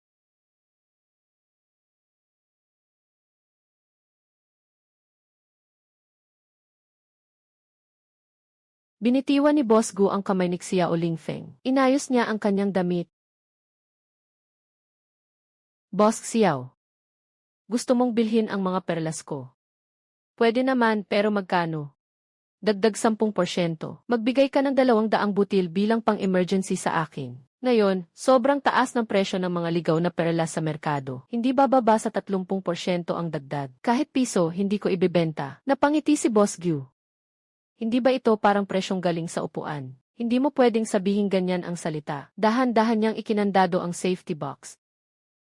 Ang batch ng pambihira, akin itong dadalhin. Para sa Provincial PL Expo, ang pagbenta ko sa iyo nito, tinataya ko ang napakalaking panganib. Kung hindi lang dahil sa lahat, na magkakasama tayo sa iisang pantalan at iisang kabuhayan. Hindi ko talaga ito ibebenta. Ang dagdag na 30%, parang libre na rin ang negosyong ito para sa akin. Tapos babawasan mo pa ako ng 20%. Talagang hindi pwede. Paulit-ulit na kumaway si Xiao Ling Feng. CJ, nagkaisa kayo para gipitin kaming pamilya ni Ling Feng. Ano, hintayin ninyong walang bumili kahit magkano pa yan. Ako na ang mismo ang manghuli sa dagat. Ay naku. Z, tara na. Pupunta tayo sa bangko para maglipat ng pera. Hayaan mo na si Boss Gu, hindi na niya tayo papansinin. Nai-transfer ko na ang pera. Pagkakita ko sa balance na 1.2 milyong dolyar sa account, napabuntong hininga ako ng malalim.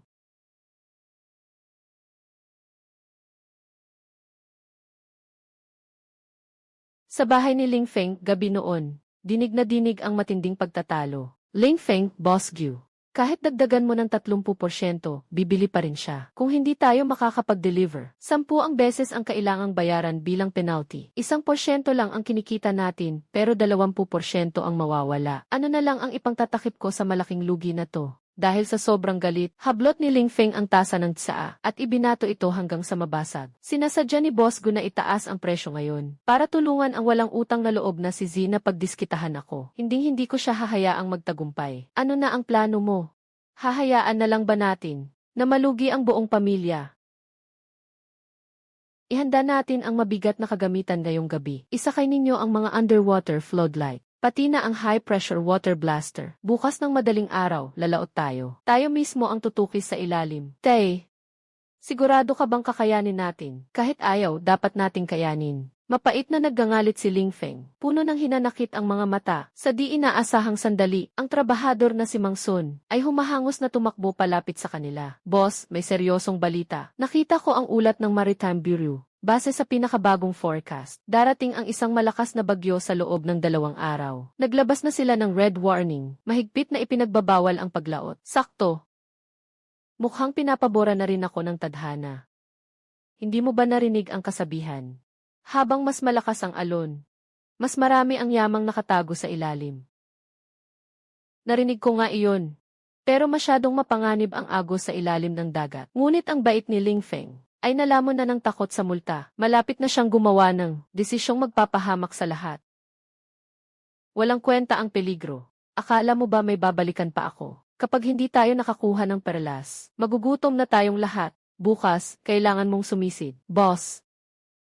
Biglang nahilo ako. Tumataas yata ang presyon ko. Hindi ko na kayang gawin ang trabahong to. Ibawas mo na lang ang sahod ko. Sa bagay na itataya ang buhay, hindi ako sasama. Sabi ng matandang si Mang Sun. At hindi na lumingon pa habang tumatakbo pa palabas. Mang Sun, hayop ka. Kahit ikaw, tinredor mo pa ako. Tay, naghahanap lang ng dahilan si Mang Sun para tumakas. Siguradong natatakot lang siya sa bagyo. Sa ganitong oras, siguradong wala na tayong makukuhang iba. Hayaan mo na, ako na lang ang maghahanap. Z, kahit maliit na bangka lang siya, ang dami niyang nahuhuli. Ngayong may malaki tayong barko, bakit hindi natin mahigitan yun? Posible bang matalo tayo sa kanya? Ngayon, dala natin ang high-pressure water blaster. Diretso nating bubungkalin ang ilalim ng dagat. Siguradong makakahanap tayo ng perlas. Tay, salamat at pagod ka na. Sa edad mong yan, nakikipagsapalaran ka pa para sa akin. Anak kita. Ang tanging layunin ko sa buhay ay ang pagtagumpayan mo. Bilisan mong kunin ang diving suite. Bukas, maaga tayong aalis. Bukang liwayway bago dumating ang bagyo. Sa dagat, dama ang nakakasakal na katahimikan. Ang mabigat na bangka ni Ling Feng. Sa gitna ng maraming pagdududa, pilit na lumabas ng pantalan. Humarurot patungo sa napakalalim na bingit ng kamatayan.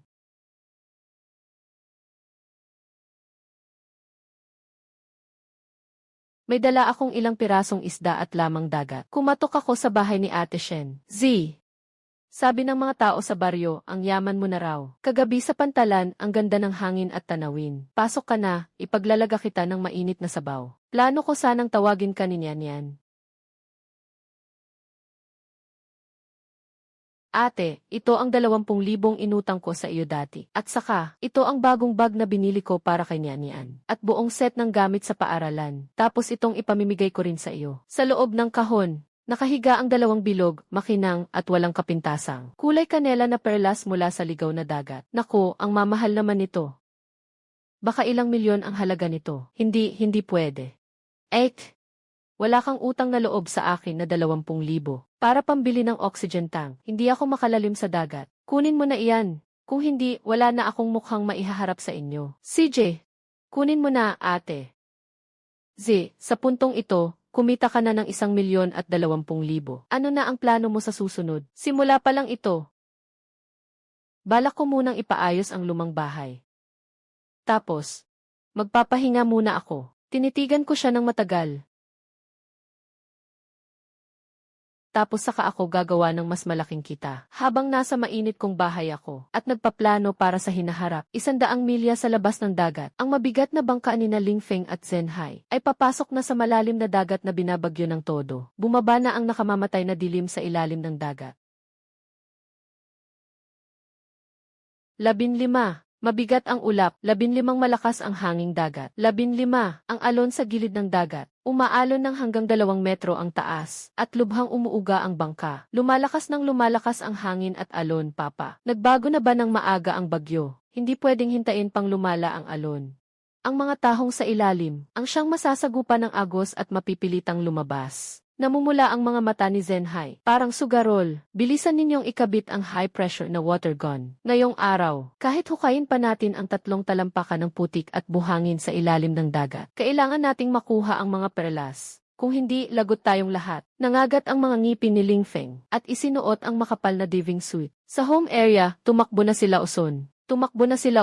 Ang nakakamatay na trabahong ito, siya lang ang makakagawa. Paglubog sa tubig, diretso niyang ginamit ang water gun para banlawan ang bitak ng bato. Ipinapakita ng sonar na may mataas na densidad na reaksyon sa ibaba mismo. Siguradong kumpol iyon ng tahong. Dahil doon, malakas na sumigaw si Zenhai sa intercom. Pagbulusok ni Ling Feng, dumiretso siyang tumalon sa dagat at sinabitan ng mabigat na tingga na mabilis siyang nagpabigat at naghatak pababa sa dilim. 30 metro sa ilalim ng tubig. Ang agos ay kumikilos. Binuksan ni Ling Feng ang ilaw na pangsuri, at ang matinding liwanag ay pasiksik-siksik na tumagos lang ng ilang metro. Kinalas niya ang high-pressure water gun at ang panghilis ng makina. Matinding agos ng tubig, malakas na bumangga sa mga batong singa o sa ilalim ng dagat. Parang sumabog na granada ang putik at buhangin sa isang iglap. Bumaling ito at gumulong. Bumaba sa zero ang kita sa ilalim ng tubig. Nang hahalughog ng baliw si Ling Feng sa malabong tubig, bigla niyang nahawakan ang isang napakalaking, makinis at matigas na bagay. Biglang tuwang-tuwa siya sa loob niya. Mayaman na ako. Sa malabong tubig, si Ling Feng, nakahawak ng isang napakalaking bagay na bilog. Kasinlaki ng palanggana sa paghugas ng mukha. Tuwang-tuwa siyang pinukpok iyon ng panaksak. Pilitan niyang siniksik sa lambat ang bagay na iyon. Kasunod, sumunod siya sa mas malalim na hukay. Nakahuli siya ng ilang dosenang dambuhalang tahong. Tay, mabilis mo akong iahon dito. Punong-puno ang balik niya. Nagngangalit si Ling Feng sa loob ng radyo. Tuwang-tuwa si Zenhai at lumusob sa lambat. Bilisan mong buksan, tingnan natin kung puro bituin ba yan. Hindi na napigilan ni Zenhai ang pagkaputol niya sa kutsilyo. Buksan mo ang pinakamalaki na tahong. Clag! Walang perlas, walang laman na lamang. Puro bulok at maitim na putik lang, at isang bunto ng patay na alimango. Hindi ito buhay na tahong, kundi batong walang laman na ilang dekada ng patay. Nangungulubot ang panlabas na balat. Napatulala si Ling Feng. Ang mataas na densidad na naramdaman ng sonar ay puro mga batong kasing tigas ng bakal. Bakit puro patay na balat ito? Nabaliw si Zenhai. Sunod-sunod na binuksan niya ang ilang dosena. Puro bato at patay na balat na walang kahit isang sentimo ang halaga. Ang marahas na bugso ng high-pressure water gun. Matagal nang tinatakot at pinapasok sa pinakaloob ng mga buhay na tahong. Tapos na. Lubos ng tapos. Nanghihinang napasubsob si Ling Feng sa tabla. Sa mismong sandaling iyon, biglang naging itim na itim ang langit. Isang nakakatakot na kidlat ang pumunit sa kalangitan. Dumating na nga ng mas maaga ang totoong bagyo. Boom! Ang dagundong na nakabibingi ay sumabog sa itaas nila. Isang dambuhalang alon na ilang metro ang taas, na parang itim na pader, ang walang awang bumagsak. Mabilis pumasok sa kubyerta ng makina. Magtaas ang klana, takbo. Itaas ang klana, itaas ang kla. Nadulas ang paa niya at napatigil. Hindi na maitaas ang angkla. Isang dambuhalang alon ang bumagsak sa kubyerta. Hinampas nitong parang pulbos ang mga patay na kabibe. Mabalasik na tumagilid ang bangkang panghuli. Pumasok ng maraming tubig sa loob ng barko. Agad na napigtas ang kadena ng angkla ng itaas ito. Sa ilang segundong pag-aalangan nila, isang mas nakakatakot na agos ang dumaan mula sa ilalim ng barko. Clag! Napigtas ng malakas na puwersa ang kadena ng angkla sa ilalim ng dagat. Ganap na nawala ng balanse ang bangkang panghuli. Parang dahong tinangay ng bugso ng hangin. Maalab na bumangga sa kalapit na bahura ng dyablo. Kasabay ng matinis na tunog ng pagkapunit ng bakal. Nagkaroon ng malaking punit sa ilalim ng barko. Napasingit na sigaw si Zenhai. Tubig na. Tagas ang barko. Bumubuhos ng baliw ang tubig papasok sa kubyerta ng makina. Anino ng kamatayan. Tuluyang binalot ang mag-amang ganid. 13-3 na 1 8-3-1 hilagang dagat. Mabagsik na bumuhos ang tubig dagat. Tumunog ng malakas ang alarm. Mag-life vest kayo, bilisan nyo. Nasa tubig na lampas tuhod na si Lingfeng. Kapa ng kapa, nakakuha siya ng 2 lumang life vest. Kakasinuot lang nilang mag-ama ng life vest. Ang mabigat nilang barko, sa isang hampas ng dambuhalang alon, tumagilid ito ng tuluyan. Ang nagyayelong tubig dagat. Nilamon silang bigla, yakap-yakap nilang dalawa, isang pirasong sirang tabla, tinanggay ng agos. Sa oras ding iyon, sa frequency ng radyo ng nayon, may dumating na distress signal. Nagkagulo na ang mga opisyal sa nayon. Nagkagulo na ang opisina. Ang barko ni Zenhai, naipit sa bahura ng Diablo. Pumutla ang mukha ng kapitan ng nayon. Sino namang nangangahas lumabas sa gitna ng bagyo? Kahit malaking barko pa, tiyak na mamatay lang. Nasa bahay ako ni Ate Wanking, nagkukumpuni ng wetsuit. May masamang nangyari. Lumubog ang barko ng tatay at kuya mo. Nasa dagat pa sila, nanginginig sa lamig. Napahawak si Wanking sa kanyang bibig sa gulat. Lumingon siya sa akin. Itinigil ko ang aking ginagawa. Kalmado ang aking tingin. Sila ang nagpumilit pumalaot kahit may bagyo. Ano naman ang pakialam ko? Pero sa sumunod na segundo, tumayo ako. Kinuha ko ang susi ng speedboat sa mesa. Sumuong ako sa malakas na hangin at ulan. Signal number 12 na ang bagyo. Magpapakamatay ka ba? Ate, huwag kang mag-alala, matibay ako. Hindi ako pupunta dahil sa pagmamahal sa pamilya. Kailangan ko nang putulin ang huling ugnayang ito. Dali-dali akong tumakbo sa daungan. Kinalagan ko ang speedboat na pangklima. Speedboat. Mataas ang upa ko dito noon para sa emergency. Hindi ko akalaing magagamit ko rin pala ngayon. Ang hangin at ulan ay parang humahampas sa mukha. Ang speedboat ay parang matalas na espada. Sumalunga sa mga alon na kasing taas ng gusali. Dahil sa pamilyar ako sa bawat agos ng dagat at kakayahan kong makakita sa dilim, eksakto kong naiwasan ang mga nakatagong bato. Pagkalipas ng 40 minuto, narating ko ang bahura ng Diablo. Nakita ko ang mga debris at mansa ng langis sa tubig. Saklolo, sa pagitan ng 2 malalaking bato, nakita ko si Lingfeng at si Zenhai. Yakap-yakap nila ang isang tangke ng langis. Wala na silang lakas.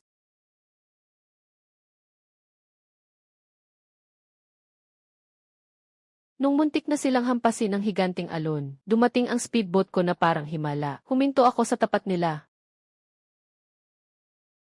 Si Z talaga ang dumating. Bilisan mo, sakay mo kami. Mangangatog na ako sa lamig. Hinawakan ko ng mahigpit ang manibela. Tiningnan ko sila ng malamig. Nagkakagulo sila sa tubig. Hindi ko agad inihagis ang lifebuoy. Ano pang hinihintay mo? Kuya mo ako. Iligtas mo ako agad. Lingfeng, nagawa mo pa rin akong utusan sa ganitong sitwasyon. Lingfeng, intindihin mo. Ngayon, ikaw ang nagmamakaawa sa akin. Ubo. May dumating na isang higanting alon. Napalunok si Lingfeng ng maraming tubig dagat. Tuluyan na siyang nawalan ng bangis. Pasensya na, kapatid. Pakiusap, iligtas mo na ako. Hindi ko na kaya. Kinuha ko ang tali at inilagay sa kilikili nila. Simula ng pag-ikot ng drum, parang 2 asong inabandonang pagod na pagod. Hilahin sa tabla. Nakahandusay sila sa lupa, buong bunganga nilang niluluwa ang tubig dagat, nanginginig ng parang salaan. Isang sipa ko lang, naalis ko si Lingfeng. Sinubukan nilang dakmain ang mga paa ko. Ngayong araw, iniligtas ko kayo kahit kapalit ng buhay ko. Konsesyon na lang iyan, ang kabutihang loob ng pamilya Xiao noon. Mula ngayon, wala akong utang sa inyo kahit kaunti. Binuksan ko ng todo ang silinyador. Ang speedboat ay pasuray-suray sa malakas na hangin. Bilis na papunta sa pantalan. Palapitin ang bangka sa baybayin, na puno ng mga nag-aalalang taga-baryo ang pantalan, at ang mga mediko. Sina Lingfeng at Zenhai ay inyahon sa mga stretcher. Dumagundong sa iyak ang amain na inaalalayan siya. Lingfeng, anak. Ano ba, ang bangka natin na nagkakahalaga ng ilang daang libo? Lumuob. Pinunasan ni Zenhai ang mukha niya. Kasing lakas ng agos ng luha, nalubog ng tuluyan sa bahura ng Diablo. Wala nang natira. Halos himatayin sa tindi, walang nakuhang perlas, wala na ang bangka, at may malaking bayad pa sa pagsira sa kasunduan. Lubog na lubog sa utang ang buong pamilya. Bigla, parang humahagulgol ang inay na kumapit sa aking buhay na parang tingting. Dumapa siya sa harap ko. Mahigpit akong niyakap na para bang ayaw ng bitawan. Aze, ngayong may pera at kakayahan ka na. Wala na ang bangka ng kuya mo. Makipagsosyo ka na sa kuya mo. Kahit 4 o 6 na bahagi lang ang kinikita mo, ayos na. Natigilan ang mga kapitbahay at napatanga sa narinig. Sa ganitong sitwasyon na nga, nakikipagtawaran pa rin ang matandang babaeng iyan. Hinawi ko ang kamay niya ng malakas. Wala man lang awa sa mga mata niya. Ipagka-partner mo ako sa kanya. Sa tingin niyo ba, akala niyo ba ang buong buhay ko ay para magsilbi lang sa pamilyak siyao ninyo na parang kalabaw at kabayo? Luminga ako sa paligid. Umalingaw-ngaw ang boses ko sa buong pantalan. Aze, bakit ganyan ka magsalita? Siya ba talaga ang kuya mo? Wala akong kuya, Boss Gu. Mangingisdang boss. Hindi pa rin sumusuko ang inay ko. Boss sa pangingisda. Pinutol ko siya sa matigas na boses. Pinutol ko siya ng matigas ang boses ko, boss sa madidilim na gawain. Noong una, tinulungan ko siyang kumita ng 188,000. Nang binigyan lang niya ako ng 8,000, tapos ituring niya akong nakababata niyang kapatid. Noong edad 30 na ako at pinalayas niya ako sa bahay. Itinuring niyo ba akong pamilya? Ace, alam ko na mali ako. Tulungan mo pa rin ako. Nakahandusay si Ling Feng sa stretcher. Mahina ang sigaw. Ling Feng, huwag ka nang umarte. Ngayon, huhugutin ko kayo mula sa dagat. Lintang na ang lahat ng utang na loob at sama ng loob. Kayo na bahala sa bayad sa pinsala. Mula ngayon, hanggang mamatay ako, hindi na ako magkakaroon ng kahit anong kinalaman sa inyo. Sabi ko na, sa gitna ng pagtingin at paggalang ng mga taga-baryo, lumabas ako sa pantalan ng hindi na lumilingon. Papunta sa malayo, nakatayo si Wan King sa ulan at hangin, may payong, hinihintay ako. Nang makita ko siya, biglang nawala ang lahat ng galit at tensyon ko. Ate Shen, pinabahala mo ako. Nagpainit ako ng sabaw. Umuwi ka na para uminom at uminit ang pakiramdam mo. Ang lambing ng kanyang ngiti. Pangalawang araw na ito ng bagyo. Nakakatakot pa rin ang hampas ng alon sa labas. Pero alam ko, pagkalipas ng 6 na oras, lilipas na rin ang bagyo. Ang malalim na dagat pagkatapos ng unos, ay nagtatago ng kayamanang hindi matatawaran. Pagkatapos uminom ng sabaw ni Ate Wan King, ininayos ko agad ang aking gamit, mga tangke ng oxygen, at mga mabibigat na pabigat. Hindi pa tuluyang humuhupa ang bagyo. Ano na naman ang balak mong gawin? Bakasin ang pag-aalala sa mukha ni Ate Wan King. Kailangan kong maghanda ngayon din. Akala ng mga tao sa nayon, parang nagpapakamatay lang ang lumulusong sa bagyo. Pero ang hindi nila alam, ang oras pagkatapos ng bagyo, ay ang pinakamagandang pagkakataon para maghanap ng yaman. Ang lupit ng bagyo, hindi lang winasak ang mababaw na bahagi ng dagat, kundi nagbago rin ang ilalim ng malalim na dagat. Nagkaroon ng malaking pagbabago. Ang mga perlas na nakatago sa mga bitak ng bato, na dekada nang hindi gumagalaw, ay iluluwa ng dagat at ilalantad sa sahig ng dagat. Matapos ang matinding panahon, madalas na may lumilitaw na bihirang kayamanan mula sa kailaliman. Ito ang ginawa kong pancake na may asukal. Isinilid ni Ate Wan King ang mainit na sisidlan sa loob ng aking damit. Kainin mo habang nasa barko ka. Mag-iingat ka. Hintayin mo ako. Pagbalik ko, may ibibigay akong malaking sorpresa sa iyo. Pagkalipas ng 4 na oras, pahupa na ang hangin at ulan, pinaandar ko ang maliit kong bangka, tungo sa malayong look ng biyuda, sa lugar ng mga lumubog na barko. Ito ay isang tunay na bangin ng kamatayan. Pero dito rin nakatago, ang kayamanang matagal ko nang hinahanap. Sa loob ng silid ospital, si Zenhai ay nakaswero. Namumutla ang kanyang mukha. Ling Feng, magkano na ang parusa natin dahil sa paglabag sa kontrata? Namamagana ang mga mata ng ina ni Ling Feng sa kakaiyak. Mahigpit na hawak ni Ling Feng ang supwena mula sa korte. Nagingit-ngit ang kanyang mga ngipin. 5 milyon. Ang taong iyon. Hindi lang ubusin ang pera natin, kundi kukunin din ang 2 nating bahay sa lungsod. 5 milyon. Hindi ba't tapos na tayo niyan? Ling Feng, magmakaawa ka kay Z. Siguradong may nakuha na naman siyang kakaiba. Magmakaawa sa kanya, mas gusto ko pang mamatay. Huwag kayong mag-alala, nagtanong na ako sa abogado. May probisyon sa kontrata tungkol sa Act of God. Anong probisyon? Doon sa kontrata, ang pangalan ni Z, bilang pangunahing maninisid, ay nakasulat sa listahan. Kung mamatay siya sa dagat ngayon, ituturing lang itong aksidente sa trabaho. Ang perang dapat nating ibayad ay pwedeng i-delay ng walang katapusan, o kaya ay tuluyan ng kanselahin. Ling Feng, ibig mong sabihin, umaasa kang mamatay ang kapatid mo. Siya naman talaga ang naghahanap ng kapahamakan. Katatapos lang ng bagyo, Ang kailaliman ng look ng biyuda, kahit barkong pandigma, kayang pagpira-pirasuhin. Dinala niya ang sirang bangka para sumisid. Siguradong hindi na makakabalik, magdasal tayong lahat. Sa sandaling ito, ako na sinabi nilang siguradong patay na, ay nakarating na sa pinakamapanganib na bahagi ng karagatan. Ang tunay na pagsubok sa kamatayan ay nagsisimula pa lang.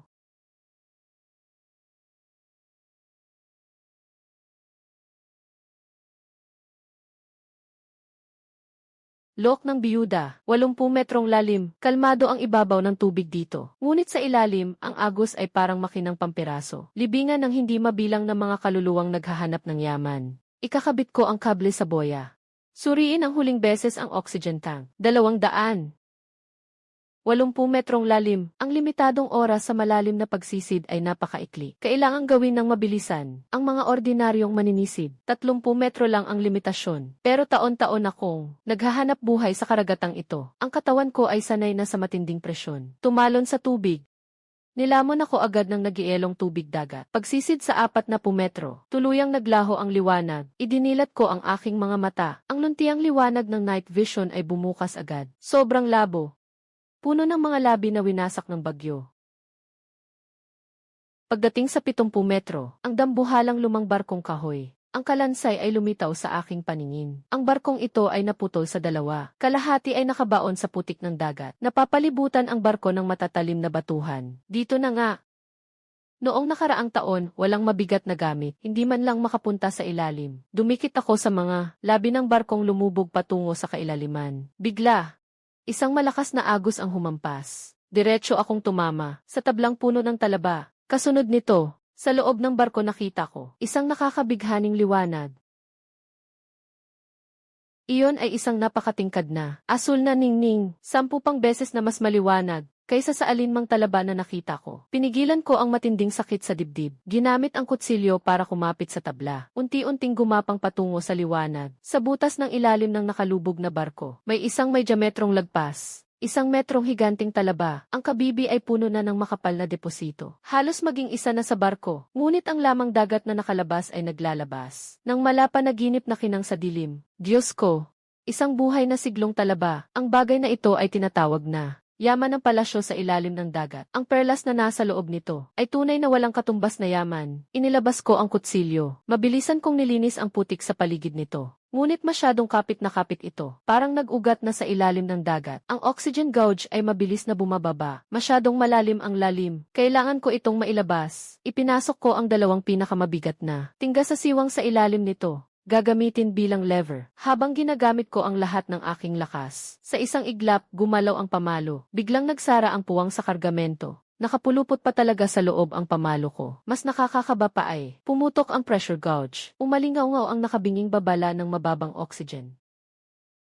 Ang pulang ilaw ng babala sa mababang oxygen ay nagliyab ng baliw sa kailaliman ng dagat. Wala pang 3 minuto ang natitirang hangin ko. Kapag hindi ako nakawala agad at nakaahon, mamamatay ako roon ng tuluyan. Sa bangin ng kamatayan na ito, tulungan mo ako. Naipit ng mga paa ko ang kalansay ng lumubog na barko. Mahigpit na mahigpit kong kinapitan ang hawakan ng pamalo. Pinuwersa ko ang buong lakas ko pataas. Ang pangsarang puwersa ng batong 100 taon na ang tanda ay talagang nakakatakot. Ang bakal na pamalo ay nayupi pa nga at nagkaroon ng kurbadang hugis. Sa mismong sandaling iyon, kasabay ng pagdaan ng bagyo, biglang bumuhos ang agos sa ilalim ng dagat. Isang malakas na pataas na agos ang humatak sa akin papasok sa butas ng kabina. Dahil sa lakas ng kalikasan na iyon, sa wakas ay napatid ng pamalo ang ilalim nito at tuluyang naputol ang nakasingit na hibla. Nakalaya ang malaking batong tahong mula sa batuhan. Mabilis akong nakaisip at inilagay agad ito sa espesyal na sobrang tibay na lambat. Mabilis kong pinindot ang rescue. Nabalbula ng hangin ang lumulutang na bag. Kasama akong pumailan lang at ang mabigat na tahong. Parang kanyon na sumugod pataas sa ibabaw ng dagat. Umahon ako sa tubig. Humahabol-habol sa hininga at gutom na gutom.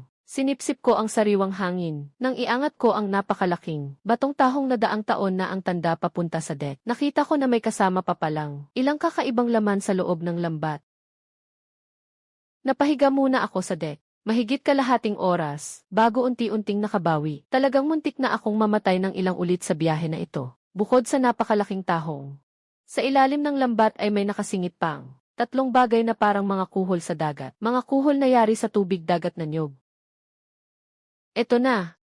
Bihira na ang ganitong uri ng kuhol. Karaniwan, nakatago lang ang mga ito ng napakalalim sa putik at buhangin. Siguradong sinama lang sila ng biglang pag-alon kanina. Kasabay ng putik na nabaon at nahatak sa agos. Kinuha ko agad ang pamalo.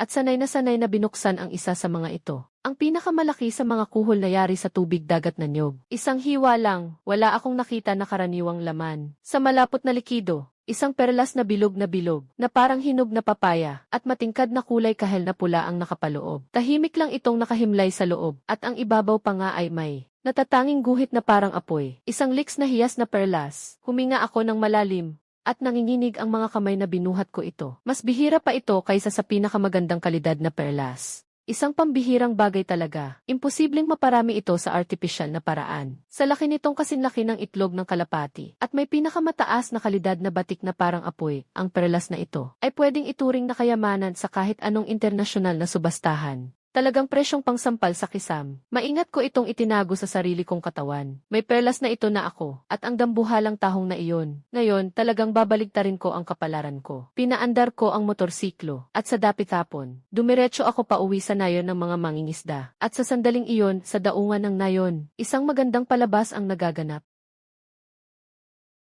Sa pantalan ng nayon ng mga mangingisda, napakalamig ng hangin. Nakabalot ng makapal na jacket si Lingfeng. Naglalakad-lakad siya sa tabi ng dagat na parang isang multo. Ikapitong araw na ito mula nang lumayag si Z. 7 araw na si Z sa laot. Dapat ay bumalik na siya, di ba? Sa gitna ng bagyo, sumabak pa sa look ng biyuda gamit ang sirang bangka. Napakapangahas niya para lang sa pera. 3 araw lang ang itatagal ng krudo, ubos agad. 7 araw na walang paramdam, baka kinain na siya ng pating.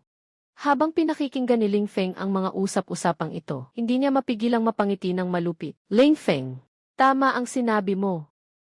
Hindi na makakabalik si Z. Tay, tapos na ang laban para sa kanya. 7 araw na, kahit anong dasal, wala na siyang pag-asang mabuhay. Kapag idineklara ng mga otoridad na trahedya sa dagat ito, ang 5 milyong piyansang nakataya, ay maaari na nating ireklamo bilang force majeure.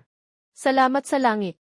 Sa wakas, nakaligtas din tayo sa sakunang ito. Huwag na kayong maghintay. Wala nang pagkakataon si Z, umuwi na tayo. Eksaktong sa sandaling muntik na siyang tawanan ni Lingfeng. At naghanda na siyang umuwi, habang ipinagdiriwang na hindi sila mabubangkarote. Sa dulo ng abot tanaw, may biglang lumitaw na pamilyar na tuldok. Sumasagupa sa alon habang humaharurot patungo sa pantalan.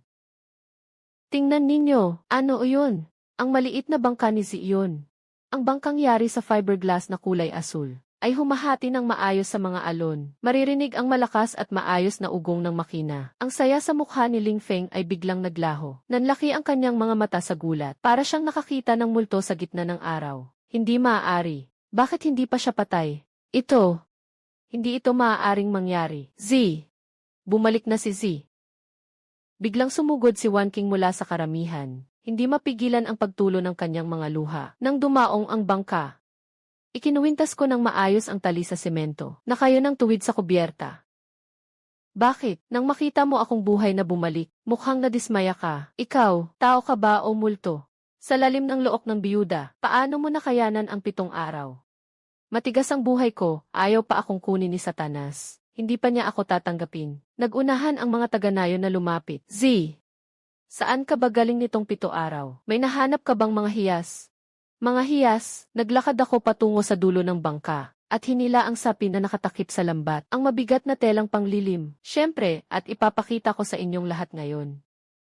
Tingnan ninyo kung ano ang tunay na kayamanan ng palasyo ng dagat. Nagpalit muna ako ng damit, sa sandaling maitaas ang telang panglilim, na mayani ang katahimikan sa buong paligid. Isang kabibi na may diametrong higit sa 1 metro. Ang balat ay hitik sa bakas ng panahon. Ang higanting kabibi na pambihira sa loob ng 1 siglo ay tahimik na nakahiga sa kubyerta kahit wala na sa tubig. Sa bahagyang siwang nito ay aninag pa rin ang makinang at mamahaling ningning mula sa loob. Biglang may sumabog sa gitna ng mga tao. Isang sabay na hinga ng gulat ang narinig. Naku, Diyos ko, ito ay isang napakatandang perlas. Buhay pa. Bihira ito sa dagat. 60 taon na akong nabubuhay. Ngayon ko lang ito nakita ng ganito kalaki. Halos lumubog ang mga mata ni Lingfeng. Muntik nang malaglag sa lupa. Nanginginig ang mga labi niya. Impossible. Talagang perlas ito, hindi siya lang. Mukhang swerte mo nga ngayon. Sa pagkakataong ito, baka ikaw na talaga. ang magiging pinakamayaman sa nayon natin. At sa sandaling iyon, isang mabilis na refrigerated truck at ang sasakyan ni Boss Gu. Ang sabay na dumating sa pantalan, bumaba si Boss Gu mula sa sasakyan. Ni hindi na naasikaso ang natanggal na sapatos habang tumatakbo. Diretsong sumampa sa kubyerta. Shell na may perlas. Buhay na shell na may perlas na daang taon na ang tanda. Kapatid na Chu, ang galing mo talaga. Itong bagay na ito, hindi lang may napakagandang perlas sa loob, pati ang laman at kabibe, ay pambihirang materyales sa ukit. Boss Gu, ikaw na mismo ang magpresyo. Huminga ng malalim si Boss Gu, at sinabi ang halagang ikinabigla ng lahat sa lugar, na ni hindi nila maisip sa buong buhay nila. Namula ang mga mata ni Boss Gu, matigas at walang bawian, 1,500,000. Ang buhay na shell na ito, hindi ko ito bubuksan ng basta-basta. Kahit kabibe at laman, kahit ibenta pa ang kabibe at laman, kahit buong shell na may laman, diretsahan ko na lang ibibigay sa iyo ng 1,500,000 piso. Biglang umingay ang buong pantalan. Nang marinig ni Zenhai ang bilang na iyon, nangitim ang paningin at halos himatayin agad. Parang nababaliw si Ling Feng. Nakaupo lang ng tulala sa lupa. Tapos na tayo. Talagang yumaman siya. Luging-lugi na ako. Boss Gu, ang sarap ng saya, pero ang shell na ito, 1,500,000, ibebenta ko sa iyo. May isa pa akong bagay dito. Tinatanggap mo ba o hindi? Kapatid na Chu, may isa ka pang gamit na mahalaga. Ngumiti lang ako ng bahagya, at mula sa bulsa sa loob ng aking damit, ay naglabas ako ng maliit na kahong may telang parang pelus ng gansa ang sapin. Sa ilalim ng nalalabing liwanag ng dapit hapon. Isang perlas na kasing laki ng itlog ng kalapati, na kulay kahel at pula sa buong katawan, at may kislap na parang apoy na guhit sa ibabaw, ay kumikislap sa loob ng kahon. Isang kinang na nakalalasing ang tingin. Lumuluhod agad si Boss Gu sa kubyerta, at itinaas ang dalawang kamay sa hangin. Nanginginig ng husto ang buong katawan, guhit ng apoy.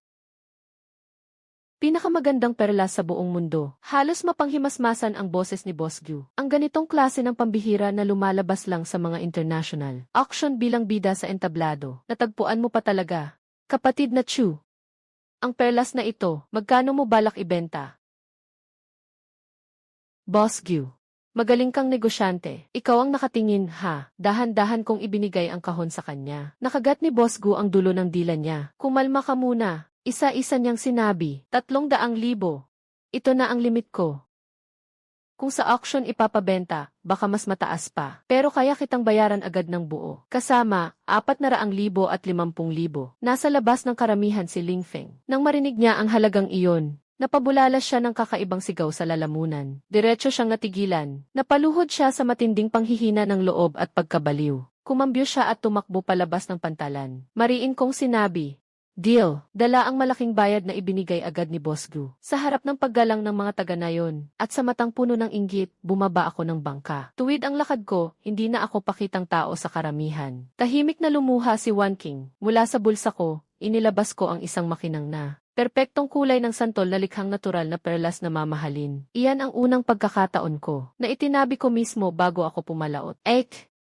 Sabi ko na, sa balik na ito, may malaking sorpresa ako para sa iyo. Ace! Hindi na makapagsalita si Chang Shen sa kaiyak. Ang ligtas mong pag-uwi ang pinakamagandang sorpresa. Ang kahulugan ng perlas na ito, hindi matutumbasan ng pera, dahil gusto ko itong ibigay sa taong pinakamamahal ko. Shen Wan King. Papakasalan mo ba ako? Nanay, ano ang ginagawa ni Uncle Chu? Hinila ni Nian ang laylayan ng damit ni Wan King. Punong-puno ng kuryosidad ang malalaking mata niya. Lumulubog ang mga sinag ng araw sa pantalan. Ace! Mas matanda ako sa iyo ng ilang taon, at may bata pa akong kasama. Hindi ako bagay sa iyo ngayon. Pinunasan ni Wan King ang bibig niya. Hindi mapigil ang pagdaloy ng luha. Nanginginig pati ang boses niya. Wala akong pakialam. Si Nian mula ngayon ay magiging paborito kong anak na babae. Nung una, ipinahiram mo sa akin yung 20,000 piso na pinambili hindi lang ng kagamitan, kundi pati ng buhay ko. Shen Wan King. Lumuhod ako. Matatag ang tingin. Papakasalan mo ba ako? Ikaw na si Raulo. Papayag ako. Papayag ako. Sa wakas, napaiyak ng malakas si Shen Wan King. Paulit-ulit siyang tumango. Kapatid Chu. Ayos na ayos.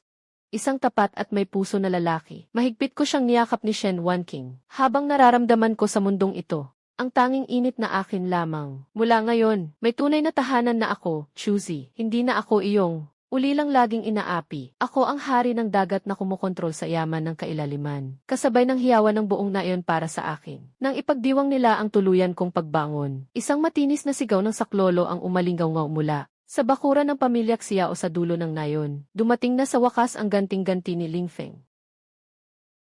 Ang sigaw ng paghingi ng tulong ay mula sa hipag na si Sumanyu ng mga tauhan ng korte. Walang emosyon ang itsura niya. Sa malaking tarangkahan ng pamilya ni Ling Feng, may nakapaskil na sulat, Ling Feng, ikaw na walang silbing kalat. 5 milyon na danyos, gusto mo ba kaming patayin sa inis? Pumirma ka agad. Ang bata, akin na, maglinis ka na at lumabas ka rito. Manyu, huwag kang umalis. Pag umalis ka, ano na lang ang gagawin ko? Umalis ka, lumayas ka. Araw-araw kang hinahabol ng mga singil na panghiya. Sumanyu, bitbit ang bayong na matagal nang nakaimpak. Lumabas siya ng bakuran nang hindi man lang lumilingon. Ling Feng, lahat ng bank account mo ay nagyelo na.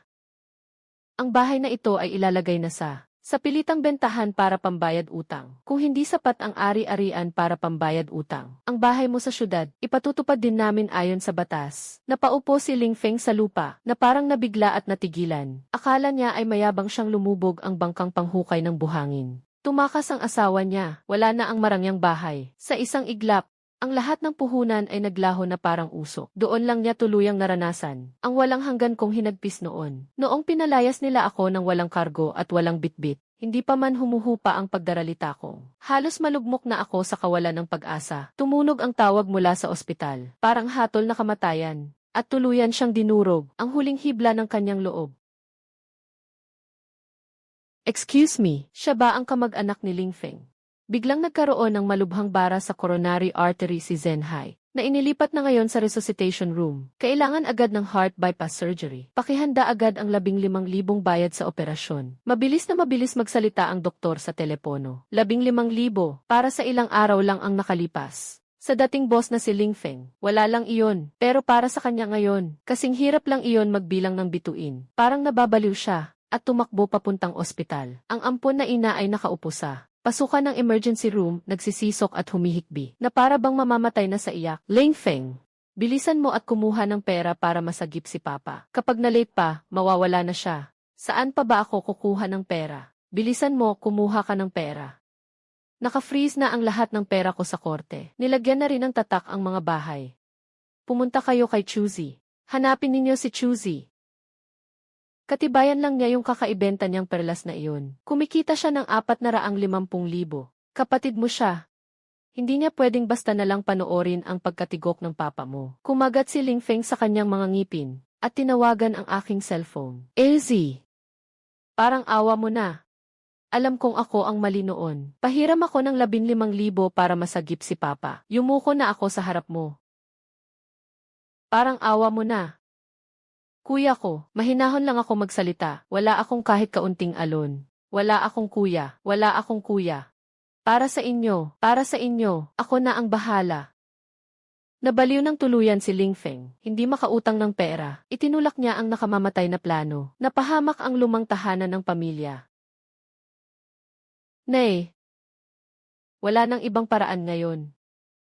Kailangang ibenta ang lumang bahay para makasurvive. Baliw ka na ba?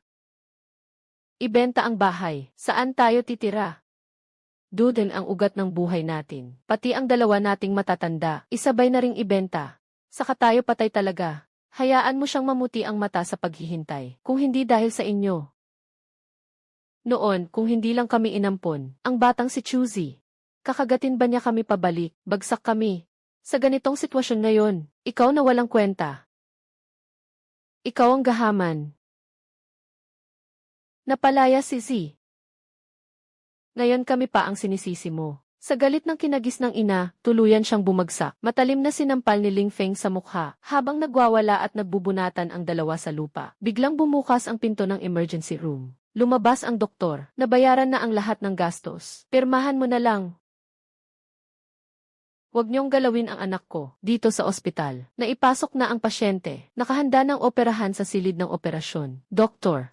Hindi pa kami nakakapagbayad. Bakit kayo basta na lang magkakalas ng operasyon? 15,000 piso ang bayad sa operasyon. May nagbayad na kanina sa ibaba. Isang bagsakan ang binayad sa makina ng bayad. Ang nakalabas sa resibo ay pangalang Chuzi. Nang marinig ni Ling Feng ang pangalang iyon, biglang naningkit ang mga mata niya. Sa isang kisap, agad na sumiklab sa isip niya ang matinding tuwa sa gahaman. Doktor, kung may nagbayad na ng perang iyan, hindi na namin itutuloy ang operasyon. Pwede mo bang ibalik ang 15,000 iyon sa bank card ko? Ling Feng, tao ka pa ba? Pangligtas sa buhay ng tatay mo ang perang iyon, at gusto mo pang lamunin pati iyan. Grabe ka sa kasakiman. Halos hindi na makahinga sa isang hikbi. Hindi pwede, kahit kailan. Sa kalagayan ng pasyente ngayon, kailangan niyang operahan agad. Nang marinig na hindi pwedeng mag-refund, napangiti si Ling Feng ng mapait. Sa ibaba ng ospital noon, nakasuot ako ng salamin. Kaswal kong pinunit ang resibo at ginawa itong pira-piraso. Pagbalik sa bahay ni Ate Shen, tinutulungan niyang plansahin ang bagong billing suit ko. Ibinaba ni Ate Shen ang plansa, at mahinang nagtanong, Z, ang balitang galing sa ospital. Ikaw nga ang palihim na nagbayad ng 15,000, ano? Babayaran ko rin iyan. Noong halos mamatay na ako sa gutom noon, silang mga Ling Feng ay nagpakain man lang sa akin.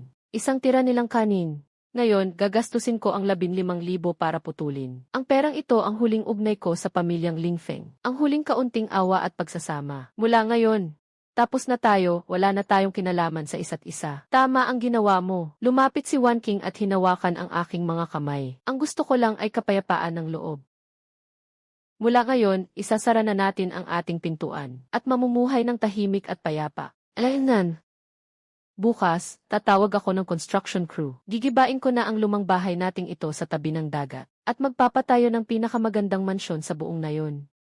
Nagpadala na rin ng mensahe si Boss Gyu. Gusto niyang makipag-partner sa akin para magtayo ng kumpanya ng Deep Sea Salvage. Ako ang magbibigay ng teknikal na kakayahan at siya naman ang magbibigay ng koneksyon. Tapos na ang lahat ng bangungot. Ang blueprint ng bagong buhay ay abot tanaw na natin. Isang buwan ang lumipas. Ang tahimik na nayon ng mga mangingisda ay nasaksihan ang pinakamasiglang araw nito.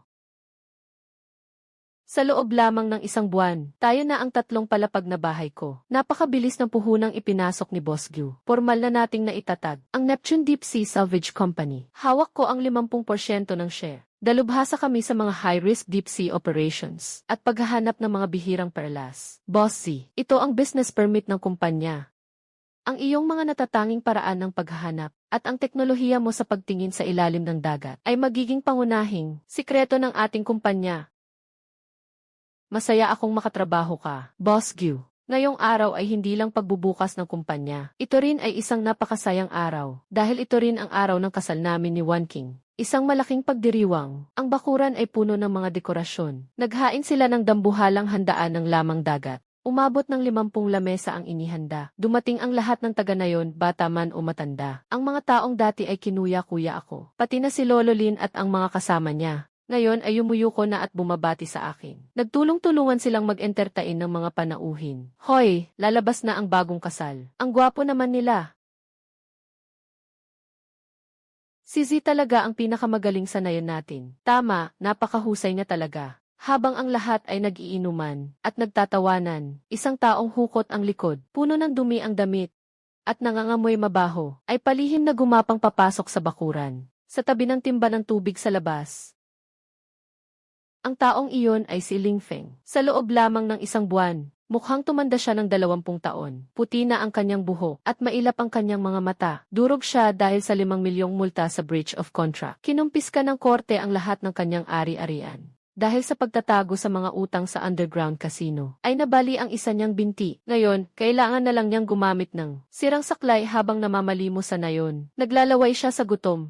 Hinablot niya ang mga tirang pagkain sa loob ng timba at isinubo ito sa kanyang bibig. Ang kanyang malabong mga mata ay nakatitig ng masama. Sa akin na mukhang napakaganda sa gitna ng bakuran. Oh, hindi ba yan si dating Boss Ling Feng? Bakit mo kinakain ang mga tirang iyan? Kung alam mo lang sana ang mangyayari, bakit mo pa kailangang gawin yun noon? Dati, kung naging maayos ka lang sana, at ibinigay mo ang parte ni Z ng patas, sana ikaw ang nakaupo sa main table ngayon. Pakinggan mo ang mga usaping ito. Halos sumabog sa galit si Ling Feng. Luhang kasabay ng dumi ang dumaloy pababa. Galit niya itong tinitigan. Ang entabladong minsan ay para sa kapatid niya, ay biglang naging kanya. Sa madilim na eskinita, parang asong nawala ng tahanan. Malamig ko siyang sinulyapan. Sa isang tingin, nawala siya sa paningin ko. Wala na akong kahit kaunting alon sa puso. Itinaas ko ang baso. Lumingon ako at naglakad papunta sa sarili kong kinang. Z. Congrats. Ang ganda mo ngayon, Wan King. Ha ha ha.